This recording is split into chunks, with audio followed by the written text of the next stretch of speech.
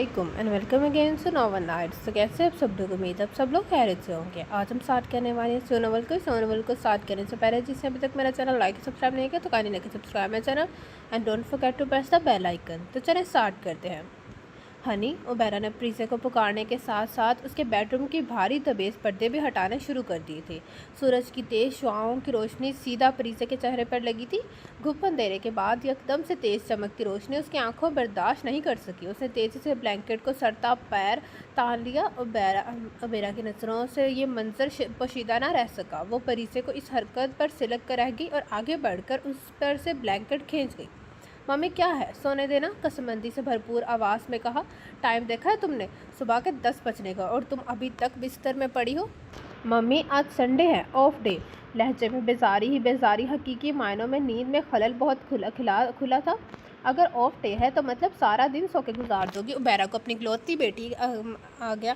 वो उसके सराहने आकर बैठ गई। वो जानती थी कि प्रीसे किस कदर मेहनत करती है कि कराची के महंगे तरीन होटल के मैनेजर ऑफ डायरेक्टर के अलावा सोशल वर्कर, उसके साथ उसका अपना शौक आर्ट गैलरी पेंटिंग करना। हफ्ते में 7 दिन ज़्यादातर उसका पूरा वक्त बिजी जाता सिवाय संडे के, जिसमें वो अगर सोकर गुजारे तो उबैरा चिढ़ जाती थी। मेरी जान, मैं चाहती हूँ बिजी रहती हो मगर संडे तो अपनी फैमिली के साथ गुजारो। वो नरमी से उसके सुनहरी सिल्की बालों में उंगलियां चलाने लगी थी, जिससे प्रीसे को बहुत सुकून, बहुत खुशगवार सा एहसास हो पा रहा था। प्रीसे ने उबैरा की ममता का फ़ायदा उठाया और अपना सर उनकी गोद में धर दिया। ओहो, बड़ा लाड उठवाए जा रहे हैं। उसी यासना में अकमल खान भी बेडरूम में दाखिल हो गए। अकमल जान की बात पर उबैरा धीरे से मुस्कुराई थी। गुड मॉर्निंग दादा जान। अकमल खान की आमद पर प्रीसे ने बगैर पोजीशन बदले कहा। मॉर्निंग डियर हनी, अकमल खान ने नरमी से कहा। भाई उबैरा। जी बाबा जान। उन्होंने सामने खड़े अकमल खान को देखा। बेटा, वो शारिक हलवा पूरी और कीमे की कचौड़ियाँ ले आया है। तुम यूँ करो, वो टेबल पर लगवा दो और परीसे की फिक्र मत करो। अगर परीसे को नींद आ रही है तो मत उठाओ, सोने दो उसे। और हल्के से शरारत से मुस्कुराए थे और उनकी शरीरी मुस्कुराहट अबीरा अच्छी तरह समझ गई थी। अलबत्ता परीसे की बंद आँखें पूरी तरह खुल गई थी। बहुत भूख लगी है मम्मी, मेरा तो ख्याल था तुम अभी सोने के मूड में। अकमल खान अच्छी तरह जानते थे वो किस कदर खाने पीने के शौकीन है। ये कहना भी गलत नहीं होगा कि खाना पीना उसकी कमज़ोरी है।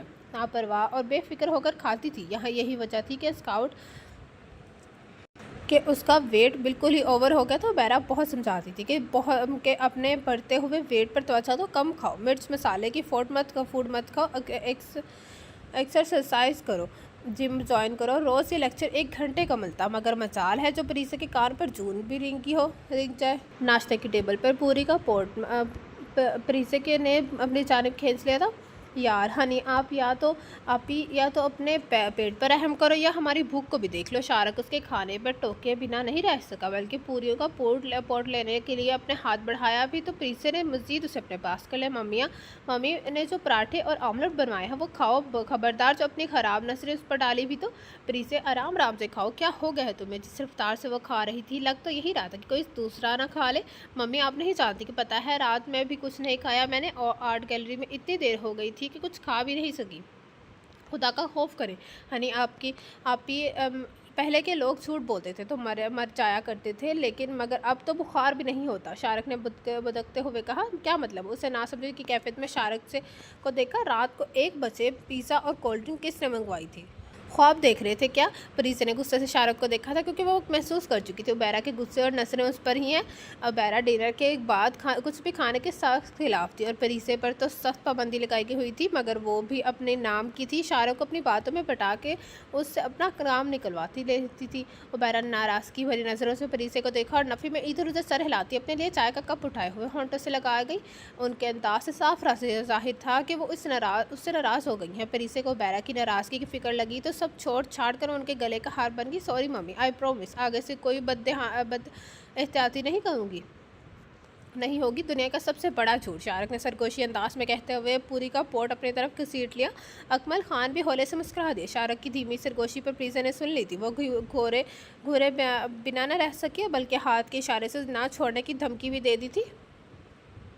सच मारा, मैं इस कदर परेशान हूँ। प्रीसे की तरफ से उबैरा के चेहरे पर परेशानी के सार पास से देखे जा सकते थे। अब क्या हुआ? होना क्या है? वही मसला। कल भी प्रीसे को कुछ लोग देख कर गए थे, मगर साफ लफ्ज़ों में उसी वक्त कह गए कि प्रीसे का वेट बहुत है। उनके लहजे में उदासी और पनाह थी। सायरा बखूबी अंदाज़ा लगा सकती थी उबैरा और सायरा दोनों बचपन के क्लोज फ्रेंड्स थे।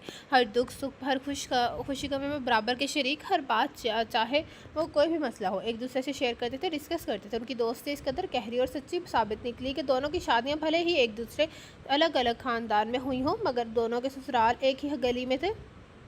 सायरा के घर में उनके शौहर और बेटी जिया के अलावा और कोई नहीं था, जबकि उबैरा के शौहर का इंतकाल जब ही हो गया था जब परीसे 14 साल की और अशारक 12 साल का था। उबैरा के ससुर अकमल खान ने ही उनको संभाला और दुख और सानिया बड़ा था, मगर वक़्त पर हर मरहम का इलाज है, सारे ज़ख्म और घाव भर देता है यकीनन। लेकिन अब जो सबसे बड़ा मसला मुंह फाड़े खड़ा था वो था परीसे की शादी, जो उसके ज़्यादा वेट की वजह से नहीं हो पा रही थी। उबैरा बिला वजह परेशान होती हो, परीसे की कोई इस कदर फरबा भी नहीं, माशाल्लाह प्यारी लगती है, क्या कमी है परीसे में बताओ मुझे। मैनेजर ऑफ डायरेक्टर से आर्ट गैलरी में माहिर है, अभी पिछले हफ्ते में ही उसकी बनाई गई पेंटिंग की एग्जीबिशन हुई थी। उसके अलावा सोशल मन वर्कर की भी फील्ड से भी मुंसलिक है। इतनी काबिल ज़हीन मुकम्मल है हमारी परीसे, जो लोग आकर ये कहते हैं कि परीसे का वेट ज़्यादा है, वो हमारे बेटे की जोड़ की नहीं, तो वो सब बकवास करते हैं, फजूल गोई करते हैं। सारा इसकी सुबैरा को समझाने की कोशिश कर रही थी, मगर सारा इसमें गलत भी तो कुछ नहीं। लड़की की काबिलियत, उसकी जहानत लड़के वाले बाद में देखते हैं, मगर पहले तो उसकी शक्ल, उसकी खूबसूरती, उसका सरापा देखते हैं। तो क्या हमारी परीसे खूबसूरत नहीं है? मैदे जैसी रंगत पर अखरे नकोश और स्याह आंखें, शंकरफी लब, गोल्डन सुनहरी शहद आगें बाल, और क्या चाहिए तुम्हें? उस पर उसका मोटापा, और वो नहीं देखती तुम। वो ये बात उन्होंने उसकी दिल से कही थी, वही जानती थी, मगर हकीकत और सच्चाई पर खुशफहमी का पर्दा नहीं डाल जा सकता। कोई मोटापा नहीं है बस, और ज़्यादा परेशान होने की कतई ज़रूरत नहीं है। अल्लाह रब्बुल इज़्ज़त पर भरोसा रखो, यकीनन कोई वक़्त मुकर्रर होगा परीसे की शादी का भी, जब आएगा तो पता भी नहीं चलेगा और झटपट शादी हो जाएगी इंशाल्लाह। उबैरा ने एक ठंडी सांस हवा में खारिज की थी। उसी दौरान मुलाजमान दोनों के लिए चाय की ट्राली घसीटे हुए ले आई थी। सारा ने खुद ही उबैरा के लिए भी चाय बनाई और प्लेट में कटलेस और कुछ नमक निकाल कर प्लेट उसको थमाई। उबैरा ने चाय का गर्म घूंट अपने हलक में उतारा। और बताओ, जिया की शादी की तैयारियाँ कहाँ तक पहुँची? परीसे की बातों में सारा की क्लौती बेटी जिया को भूल गई, जिसकी कुछ ही दिनों में शादी होने वाली थी। उबैरा को अंदर ही अंदर शर्मिंदगी का एहसास हुआ था। चल रही है, अरे हाँ, शादी से याद है। मैं सारा ने चाय का कप कांच के टेबल पर रखकर आने पर उन्होंने उबैरा को तबस्सुम निगाहों से देखा था। तुम्हें एक बात तो बताना भूल गई, मेरी नंद है ना फारीना, जो लंदन में रहती है, उसका एक ही इकलौता बेटा है सहर जई, वो आजकल में पाकिस्तान आने वाला है। फरीना की दिल ख्वाहिश है कि उसकी शादी यहाँ पाकिस्तान में हो। मैंने फरीना से परीसे का जिक्र किया था, उसका तो कोई तरास नहीं है। सहर आ रहा है, वो परीसे को देखेगा और मुझे 100% यकीन है कि हमारी परीसे सहर को पसंद आ जाएगी। अच्छा, उबैरा सायरा की बात सुनकर बहुत खुश हुई थी, दिल में उम्मीद के जुगनू चमकने लगे थे। बिल्कुल, उबैरा ने चेहरे और आंखों की चमक पर सायरा के लबों पर असुदा मुस्कुराहट खुली थी। उन्होंने सदके दिल से अपने दिल अजीज़ दोस्त के लिए दुआ की थी। अब तो ये कटलेस खा लो जो पड़े पड़े ठंडे हो गए, और चाय भी अपना रंग खो चुकी है। ज़रूर खाऊंगी, मगर अपनी मुलाजमा से अब दूसरी चाय बनवाऊँ। खुशी से मांचे खुले जा रही थी। अभी बनवाती हूँ, सारा भोले से मुस्कुराई थी और मुलाजमा को आवाज़ दी थी।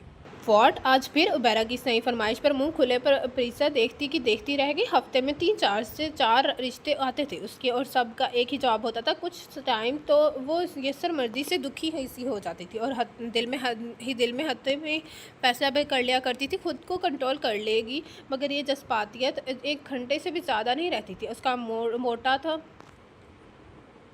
उसका मोटू था कि खाओ पियो ऐश करो और भूखे पेट नहीं, भर ले पेट इस दुनिया से जाओ। आज तो नहीं, मगर हो सकता है 1-2 दिन में। ड्राइंग रूम में अकमल खान और शाहरुख की नज़र सामने खुले फुल साइज़ के LED की जानिब ज़रूर दिखी थी, मगर उनकी समात और ध्यान उबैरा और प्रीसे की जानिब थी, यानी लड़के के माँ बाप नहीं, डायरेक्ट लड़का मुझे देखने आ रहा है। प्रीसे ने उसे वक्त खासी जज्बातीपन का मुजाहरा किया था। हाँ, तो इसका क्या बात? उबैरा ने निगाहों की जद में परीसे को रखा, जिसने ब्लैक जीन्स पर रेड एम्ब्रॉयडरी कुर्ती जेब तन कर रखी थी। दादा जान, आप सुन रहे हैं ना? आप मम्मी की लॉजिक वो तन फन करती। अकमल खान के बराबर में धम से आकर बैठी थी।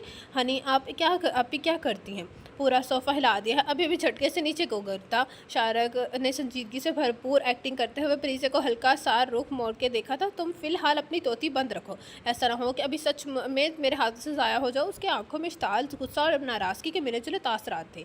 मेरे बच्चे, उबैरा बहू बिल्कुल ठीक कह रही हैं, आखिर क्या हर्ज अगर सहर तुम्हें देखने का घर आ रहा है? अकमल खान ने नफास से समझाना चाहा। परीसे ने अकमल खान को फटी फटी आंखों से देखा। उसका मतलब सारी खिचड़ी तैयार हो चुकी है और मुझे कान खबर भी नहीं हुई। अकमल खान के जुमले पे उस सबको कि इस जुमले ने उस सबको उसको सब कुछ समझा दिया था कि उन लोगों के दरबार सब कुछ पहले से तय पाया जा चुके हैं, कुछ भी नहीं। हम तुम बिरयानी खाने के जो ख्वाहिशमंद हैं वो भी तुम्हारी शादी की। शारक की रग शराफत एक बार फिर भड़की, जिस पर फिलहाल परिचय उसको घूरने के अलावा कुछ नहीं कर सके। उसकी खुशी पर उबैरा उसके आस पास आई। मेरी जान देख लो, क्या पता यहाँ बात बन जाए। उबैरा ने मुलायमत से उसे देखा। इंशाल्लाह। अकमल खान ने भी तहे दिल से अपनी इकलौती चहेती पोती के लिए दुआ की थी। यानी एक और तजुर्बा मेरा मुंतज़िर है। उबैरा और अकमल खान की चाह से समझाने पर उसका सारा गुस्सा इश्ताल ठंडा पड़ गया। तजुर्बा कामयाब भी हो सकता है आने वाले नए साल में 2 छोटे छोटे तजुर्बों के साथ अब घर आएँ। शारक ने जो मानी बात ने उसको फिर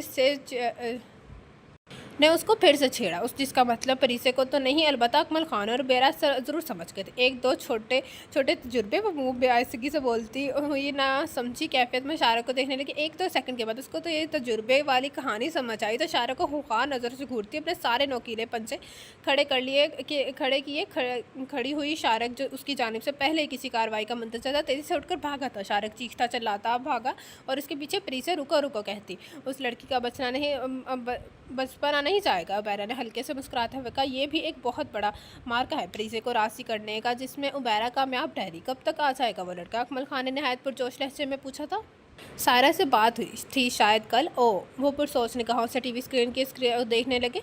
आप आज के डिनर में क्या लेंगे बाबा जान? कुछ भी बना लो, मगर साथ मीठा ज़रूर बनाना। उन्होंने रिमोट उठा लिया था और कोई और न्यूज़ चैनल सर्च करने लगे थे। बाबा जान, आप जितने शौक़ से मीठा बनवाते हैं, आप तो कम प्रीसे ही पूरा खा लेती है। बुरी बात बेटा, मत टोका करो, किसी के बाप का नहीं अपने नसीब का खा रही। अकमल खान ने तेज़ी से टोका था। आपका कहना बिल्कुल दुरुस्त है बाबा जान, मगर परिसे का वेट मुसलसल बढ़ रहा है।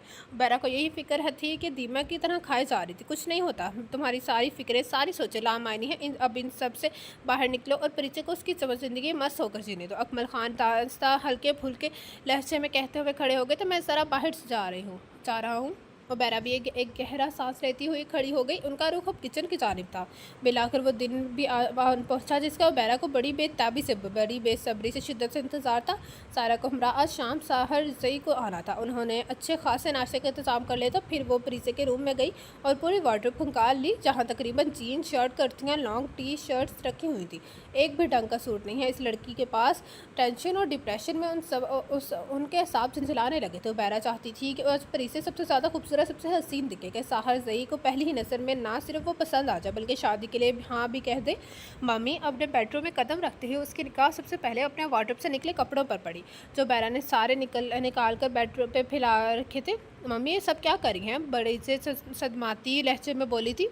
तुम्हारे शाम में पहनने के लिए कपड़े निकाल रही हूँ। उनकी निगाहें अभी भी बिखरे कपड़ों पर थी, मगर क्यों? वो झंझलाई हुई अपने कपड़ों को साइड में करती बेड पर बैठी। क्योंकि मेरी जान आज साहर जई आ रहा है तुम्हें देखने। अब ये साहर जई क्या भला है? प्रीसे के साहब भी अभी झंझलाहट से ही हो रहे थे।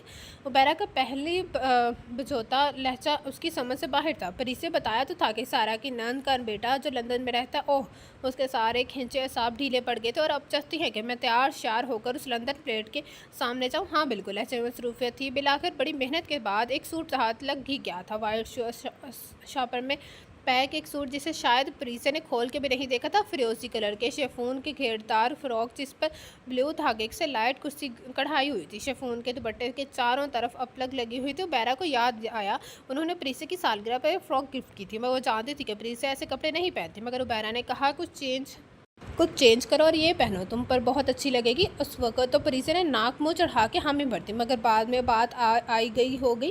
प्रीसे भी ये पहनो आज तुम। उबैरा ने फ्रॉक को सताशी नज़रों से देखा और पूरी फ्रॉक खोल के उसके सामने कर दी। ना ही तो मुझे ये पहनना है और ना ही किसी सहर जई के सामने जाना है। पहले लड़कियाँ वाले आते थे, वो मुझे रिजेक्ट करके जाते थे। अब लड़का खुद आएगा मुझे देखने और वो रिजेक्ट करके जाएगा। उसके लहजे में दबा गुस्सा हलकोरे खाने लगा। वो सही मायनों में अपनी नुमाइश से तंग आ गई थी। मेहमान आ गए थे जिन्हें ड्राइंग रूम में बैठा दिया गया था। सायरा ने शारक से उबैरा और प्रीसे का पूछा तो शारक ने डरने के नाकाम एक्टिंग करते हुए दोनों कानों को हाथ से पकड़ा। उसकी हरकत देखकर सायरा हल्के से थी, बल्कि सब कुछ समझ भी गई थी।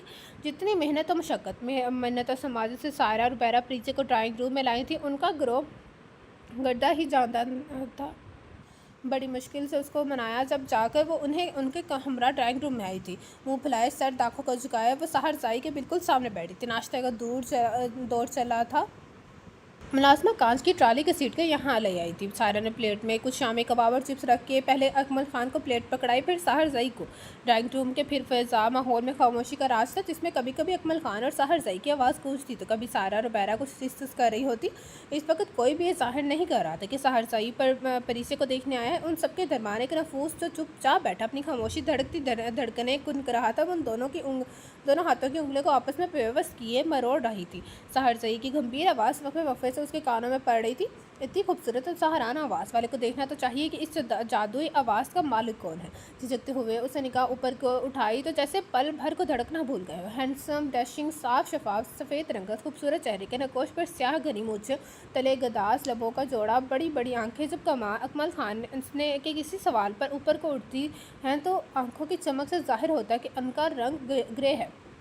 परिसे को मुतासिर कुन शख्सियत का हामिल साहर जई पहली नज़र में पसंद आ गया, जिसके बैठने और बात करने के स्टाइल में नहायत वक़ार था। परिसे ने जाने क्यों हल्के से मुस्कुराते हुए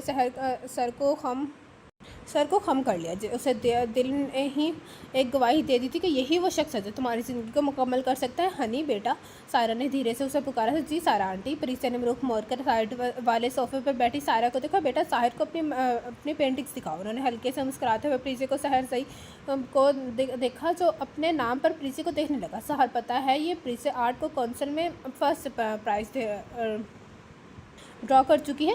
अभी पिछले ही हफ्ते प्रीजे की पेंटिंग्स की एग्जीबिशन हुई है, जिसमें काफ़ी सराहा गया है प्रीजे की सलाहियतों को। सायरा की बात पर साहर जई की बड़ी दिलचस्प निगाहों से प्रीजे को देखा कि साहर जई ने हाथ में पकड़ी प्लेट वापस कांच की टेबल पर रख दी। वेरी नाइस, फिर तो ज़रूर देखनी चाहिए। हाँ हाँ, क्यों नहीं, ज़रूर जाओ हनी, सायरा ने फ़ौरन कहा। प्रीजे साहर को अपने उस रूम में ले आई जहाँ उसने अपनी पेंटिंग सजा के रखी थी, बल्कि ये रूम उसने उसी काम के लिए मखसूस कर रखा था। साहर जई ने चारों तरफ नजरें घुमाई थी। बड़ा सा खूबसूरत रोम रोशन हो रहा था। बेबी पिंक कलर की स्कीम दीवारों पर जगह जगह छोटी बड़ी ही साइज़ की पेंटिंग सजी हुई थी। 6-7 मुख्तलिफ रंगों से बहुत सी चीज़ों की नक्श निगारी भी की गई थी। सेंटर में टेबल कुर्सी का सेट रखा गया था। टेबल पर कलर ट्रे, ब्रशेस, महंगे तरीन कलर्स ट्यूब रखे गए थे। कुछ महंगी मैगज़ीन भी रखे थे। दो तीन कैनवस भी वहीं रखे गए थे। किसी एक कैनवस पर कोई पेंटिंग भी बनाई जा रही थी, जिसे अधूरा छोड़ा गया था। बिलाशुबा वो बहुत सलाहियतों की हामिल होगी। वो दिल से सराहे बिना न रह सका। चारों तरफ से घूमती नजरें उस वजूद पर टाट रही, जिसके लिए वो बिलखसूस यहाँ आया था। साहर जई के चेहरे पर संजीदगी के वासे रंग उभरने लगे। स्याह घनी मूँछों तले अनापी लब फेंचे हुए थे। सोचो कि महूर लफ्ज़ों की तरतीब देने के ताने बाने बन रहे थे। वो परिसे को ना तो अंधेरे में रखना चाहता था, ना ही किसी आसरे पर, इसलिए हर बात वहाँ से करना चाहता था। फिर आगे जो होगा देखा जाएगा। प्रीजे, साहर सई ने हल्के से पुकारा। जी, जाने आज क्या हुआ था। उसका दिल यूं धड़क रहा था जैसे पसलियाँ तोड़कर सीने से बाहर आ जाएगा। मुझे आपसे कुछ कहना है। वो कहकर कुछ देर रुका। तो देखिए, मैं एक असूल पसंद शख्स हूँ। यूँ कहना ज़्यादा आसान होगा कि मेरी ज़िंदगी में एक ही टाइम टेबल है। टाइम पर उठना, टाइम पर सोना, टाइम पर हर एक काम को करना। अपनी लाइफ का हर फैसला मैंने खुद किया है। मैं कभी भी नाकाम नहीं रहा। कामयाबी की आखिरी हद तक मेरी पहुँच है। मेरी हर मंजिल मेरे कदमों तले है। लेकिन साहर सई अपनी ज़िंदगी के बारे में उसको बता रहा था। प्रीसे को बहुत अच्छा लग रहा था, लेकिन मगर उसके लहजे में मौजूद संजीदगी की संगीनी का भी शिद्दत से एहसास हुआ था। लेकिन ये मेरा फैसला नहीं है। कौन सा? प्रीसे ने बेसाख्ता अंदाज से कहा था। यही कि आपको खसूस यहाँ देखने आने का। देखिए, यहाँ आने में मुझे कोई इंटरेस्ट नहीं था। सारा आंटी और मोम के बेहद स्टार पर मैं यहाँ आया हूँ, तो वो तो कह रहा था, मगर उसके एक एक हर्फ पर प्रीसे के चेहरे पर तरीके से छा रही थी। अंदर बाहर सन्नाटा सा छा गया था। बात दरअसल ये है कि मैं लंदन में अपनी कोलीग अशिल को पसंद करता हूँ, मगर मोम को बिल्कुल पसंद नहीं। वो चाहती है कि मेरी शादी पाकिस्तान से लड़की से हो। अब आप ही बताइए, क्या ये आपके साथ मेरे साथ ना इंसाफ़ी नहीं है? कुछ तो तौक़ुफ़ के पास साहर सई ने परिसे की महूयत को महसूस करके उसे चमकती काली आंखों में बगौर तका था। साहर सई को देखकर उसके दिल में एक मोहम सी खुशी की उम्मीद जाकर हुई थी। उसे सोचा कि हमारे यहाँ तो ये लड़के वाली लड़कियों को भीड़ पकड़ी समझते हैं, देखने आते हैं, पेट भर कर नाश्ता करते हैं, और फिर अब बड़ी आसानी से ये कहकर रुखसत हो जाता है कि आपकी बेटी का जोड़ हमारे बेटे के साथ ठीक नहीं रहेगा, हमारे बेटे के आगे ये मोटी लगेगी। बल्कि कुछ लोग तो ऐसे भी होते हैं जो अपने मुफीद मशवरों से नवाजना आसान समझते हैं कि उसको ये करवाओ, जिम भेजो, योगा करवाओ, जिम भेजो, एक्सरसाइज करे, वगैरह वगैरह। और वो जो लोग ये बोल कर जाते हैं कि खाना कम खाया करे, मीठा छोड़ दे, तो प्रीत से पहले उदास और गमगीन हो जाती, मगर कुछ ही देर बाद वो डट के मीठा खा रही होती। साहर सई का मसला भले ही अलग वो लंदन पर था, तो सोचा कि बाहर से आया है, उसको भला लड़की के मोटे पतले होने से क्या सरोकार, क्योंकि बाहर ममालिक का माहौल ही मुख्तलिफ था, मगर उसका तो इरादा भी कुछ और ही कुछ और ही था। और उससे पहले कि हर दफ़ा की तरह फिर से रिजेक्ट कर दी जाती और कोई लड़का उसको रिजेक्ट करे, मैं ही उसको सामने जाकर शादी के लिए इनकार कर देती हूँ। मेरी सेल्फ़ रिस्पेक्ट, मेरी ईगो मुझे बहुत असीज़ है। उसकी सोचें तल्ख़ तो होने लगी थी। उस बार वो अपने साथ नाइंसाफ़ी नहीं होने देगी। बगैर सहरज़ई को कुछ बोले उसको देखे वहाँ से निकलती चली गई। सहरज़ई उसकी खामोशी को समझ नहीं सका, मगर उस गंभीर खामोशी को जानने के लिए उसके पीछे ज़रूर तेज़ी से आ गया था। ये लड़का ढूंढा है आपने मेरे लिए। ड्राइंग रूम की हल्की सी खामोशी में प्रीसे की तल्खी से भरपूर आवाज़ गूंजी थी। ड्राइंग रूम के हर नफूस ने प्रीसे की जानिब देखा। कहाँ से आप लोगों को वो घोंचू मेरे परफेक्ट लगता है, किसी एंगल से वो मेरे म्यार पर पूरा नहीं उतरता। 1% भी वो मेरे मजाज ने जैसा नहीं है। मेरी आदत और वो तौर मेरे ख्यालात से बिल्कुल अलग है, इसलिए मुझे इस बंदे से शादी नहीं करनी। सारा और बैरा दोनों एक साथ खड़ी हो गई। प्रीसे का तलखी में डूबा लहजा, उससे निकलता अंगारों ने चंद लम्हों के लिए उन दोनों की कुव्वत को या सरब कर दी थी। शर्मिंदगियों में दो चंद में इजाफा तो तब हुआ जब उन दोनों की नज़रें प्रीसे के पीछे खड़े सहरज़ई पर पड़ी थी। सहरज़ई तो खुद हकबक चेहरा लिए प्रीसे को तक रहा था, मगर उबैरा को माहौल की कसाफत की शिद्दत से एहसास हुआ तो बेख्तियार उसके पास आई थी और हल्के से उसके बास को झटका दिया था। तुम्हारे दिमाग तो ख़राब नहीं होगा जो मुँह में आ रहा है, बोले चाह रही। उबैरा के लहजे में दबा दबा सा गुस्सा हलकोरे ले रहा था। सवाल नज़र से अकमल खान शारक की भी देखा थी जो उस पर उठी थी। मैं कुछ गलत नहीं कह रही, अब मुझसे से इस बारे में कोई सवाल नहीं करेगा। प्रीसे बगैर किसकी तरफ देख के वहाँ से हटी चली गई। हनी मेरी सुनो, मेरी उबैरा को उसका अंदाज़ काफ़ी गिरान गुजरा था। गवारा नज़रों से उसे देखती वो उसके पीछे जाने लगी। उबैरा, अकमल खान ने होले से मगर संजीदगी लहजे में पुकारा था। उबैरा ने पलट कर अकमल खान को देखा। अकमल खान ने उबैरा को देखने के बाद सारा को देखा और एक गहरी सांस ली। सारा बेटी, हम आपसे और सहर बेटे से माज़रत ख्वाह हैं। ज़बरदस्ती की बुनियाद पर कोई भी रिश्ता इस्तवार करना बहुत से मुश्किल से तो चार होता है। हमारी हनी को ये रिश्ता मंजूर नहीं तो यकीन कोई वजह हो रही होगी, लेकिन बाबा जान चंद ही लम्हों में भला मना करने की क्या बचा रही होगी। बैरा को अकमल खान की मनतकी की नराली आ गई। अंकल प्लीज़ आप माज़रत करके मुझे शर्मिंदा ना करें, आप हमसे बड़े हैं। ज़्यादा समझ बूझ अक्ल दुश्वार के हमें ना सारा को बिल्कुल अच्छा नहीं लगा था। अकमल खान इस तरह बात करें। बहरकैफ इस चैप्टर को क्लोज कर दिया जाए। अकमल खान संजीदगी से कहते हुए सोफे से खड़े हो गए। आगे से कोई भी लफ्ज़ कहे बगैर अपने कमरे में बढ़ गए। सारा मैं बात करूँगी हनी से, किसी किस्म की कोई ज़बरदस्ती या सख्ती मत करना। फ़िलहाल रिलैक्स होकर आकर देखते हैं क्या होगा। सारा ने नहायत नफीस लहजे में उबैरा को समझाना चाहा, हालांकि उनकी अक्ल भी हैरान थी कि पल भर में हो के गया है। तसबस का शिकार तो वो भी थी, मगर फ़िलहाल हालात को कंट्रोल करना ही बेहतर था। चलें सहर। उन्होंने सहरज़ई को देखा जो उसके सबके दौरान खामोश तमाशा बना, सब को देख और सुन रहा था। जी सारा फूफो, सहरज़ई के हल्के से चौंकते मगर नज़रें चुराते हुए जवाब दिया और उसकी आंखों नज़रों के चुराने को उबैरा और सारा ने मायूसी से तशबीह दी। उन लोगों के जाने के बाद उबैरा ने एक सर्द और संजीदा माहौल सपुर्द की थी। दूसरे दिन परिसर की वही रूटीन। उसकी लापरवाह दबे फ़िक्रअंदाज से यही तो जाहिर हुआ कि जिसे कल कुछ हुआ ही ना हो। चेहरे पर लहजे में कल की बातों का मामूली सा भी शोयबा नहीं था। आज रात होटल में हमारे मुल्क के वज़ीर-ए-आज़म की बेटी की नवासी की इंगेजमेंट सेरेमनी है। बॉस ने सारी जिम्मेदारियां मेरी लगाई हुई हैं। होटल के हॉल को अच्छे से डेकोरेट करना है। आज तो बहुत काम है मम्मी, शायद मुझे देर हो जाए। आने में लापरवाही से गोया होती। वो रात को केक से भरपूर इंसाफ करी थी, चाहे कोई मरे या जिए, क़यामत आ जाए, कुछ भी हो। मगर फिर इसे खाना पीना एक तरफ। अकमल खान तो वो अपनी चहेती लाडली पोती को दिलो जान साथ नजर से तक रहे थे, जबकि उबैरा के अंदाज में बरहमी थी, आंखों में नाराज़गी और इश्ताल था। वो कल से टेंशन और डिप्रेशन में घुली जा रही थी। और एक प्रीसेस है जिसे खाने से फुर्सत नहीं है। बहुत मज़े का केक और चॉकलेट केक तो मेरा फेवरेट है। केक का एक बड़ा पैट खाकर उंगलियों को चाटने लगी। क्यों, कौन लाया है? सारा आंटी, शारक ने तेज़ी से कहा तो वो खुद भी उसकी लापरवाही बेफिक्र के तासरात देख रहा था। हैरानगी उसकी निगाहों में भी थी, वो भी चाहता था आखिर उसके अंदर क्या चल रहा है। सारा आंटी का जवाब नहीं। वो जानती थी कि मुझे चॉकलेट केक कितना पसंद है। सरसरी अंदाज में कहती हुई केक पर से चॉकलेट का एक बड़ा सा हिस्सा उठाकर मुँह में रख लिया। हनी उससे पहले को बैराज के सिर्फ जब्तान की बर्दाश्त जवाब दे जाती। उन्होंने कुछ बोलना ही चाहा कि अकमल खान और बैरा को हल्के से टोक दिया तो वो चुप होकर बेबस निगाहों से अकमल खान को तकने लगी थी। जी मम्मी बोलिए। प्रीसे ने बैरा को देखा। हनी आप ये बस कर दें, आपको होटल जाने के लिए देर हो रही है, या आप वज़ीर-ए-आज़म की बेटी की नवासी के फ़ोन का इंतज़ार करें। शारक बेसाख्ता हल्के फुल्के लहजे में तंज व मजाक कर गया। ओह, प्रीसे ने अपने सर पर हाथ मारा, मैं तो भूल ही गई। जी, खाने पीने की चीज़ों के आगे आपको कुछ याद नहीं रहता। शारक मुस्कुराते हुए सामने रखे उसके केक पर चोट कर कहता, शर्ट आप अपने फ़िक्र मत करो तुम। और प्रीसे टेबल से अपना फ़ोन, गाड़ी की चाबी और हैंडबैग उठाते वहाँ से तेज़ी से निकल गई थी। होटल को बहुत खूबसूरत और शानदार तरीके से डेकोरेट किया गया था। हर तरफ हर किस्म के गुलाब के फूल और मरकरी वाइट बल्ब की तेज़ रोशनी हर शहर चमक कर रखी थी। वाकई लग रहा था कि किसी मशहूर बड़े बंदे की बेटी की शादी था। अनवा किस्म के बहुत सी डिशेज़ रखी गई थी। चाइना फूड, इटालियन फूड का कॉन्टिनेंटल फूड, हर फ्लेवर की मज़ीद ठंडी आइसक्रीम, कोल्ड ड्रिंक, मीठे में कोई 20 किस्म की तो स्वीट डिश रखी गई थी। यानी हर चीज़ हर शख्स की पसंद नापसंद का ख़ास ख्याल रखा गया था, जिसकी जो मर्ज़ी चाहे नोश फरमाए। गोल्डन फैंसी जीन्स पर रॉयल ब्लू खूबसूरत सी कीमती करती जेब तनकीय परी से होटल की राइश देख रही थी। कहीं कोई कमी पेशी नहीं थी। हर शख्स ने होटल की डेकोरेशन स्टाइल को सराहा था। तारीफ़ी कलमा सुनकर परीसे का सर मज़ीद फ़ख्र से बुलंद होता जा रहा था, क्योंकि ये सब उसी ने तो प्लान किया था और उसके बॉस उनको तो पूछा ही नहीं।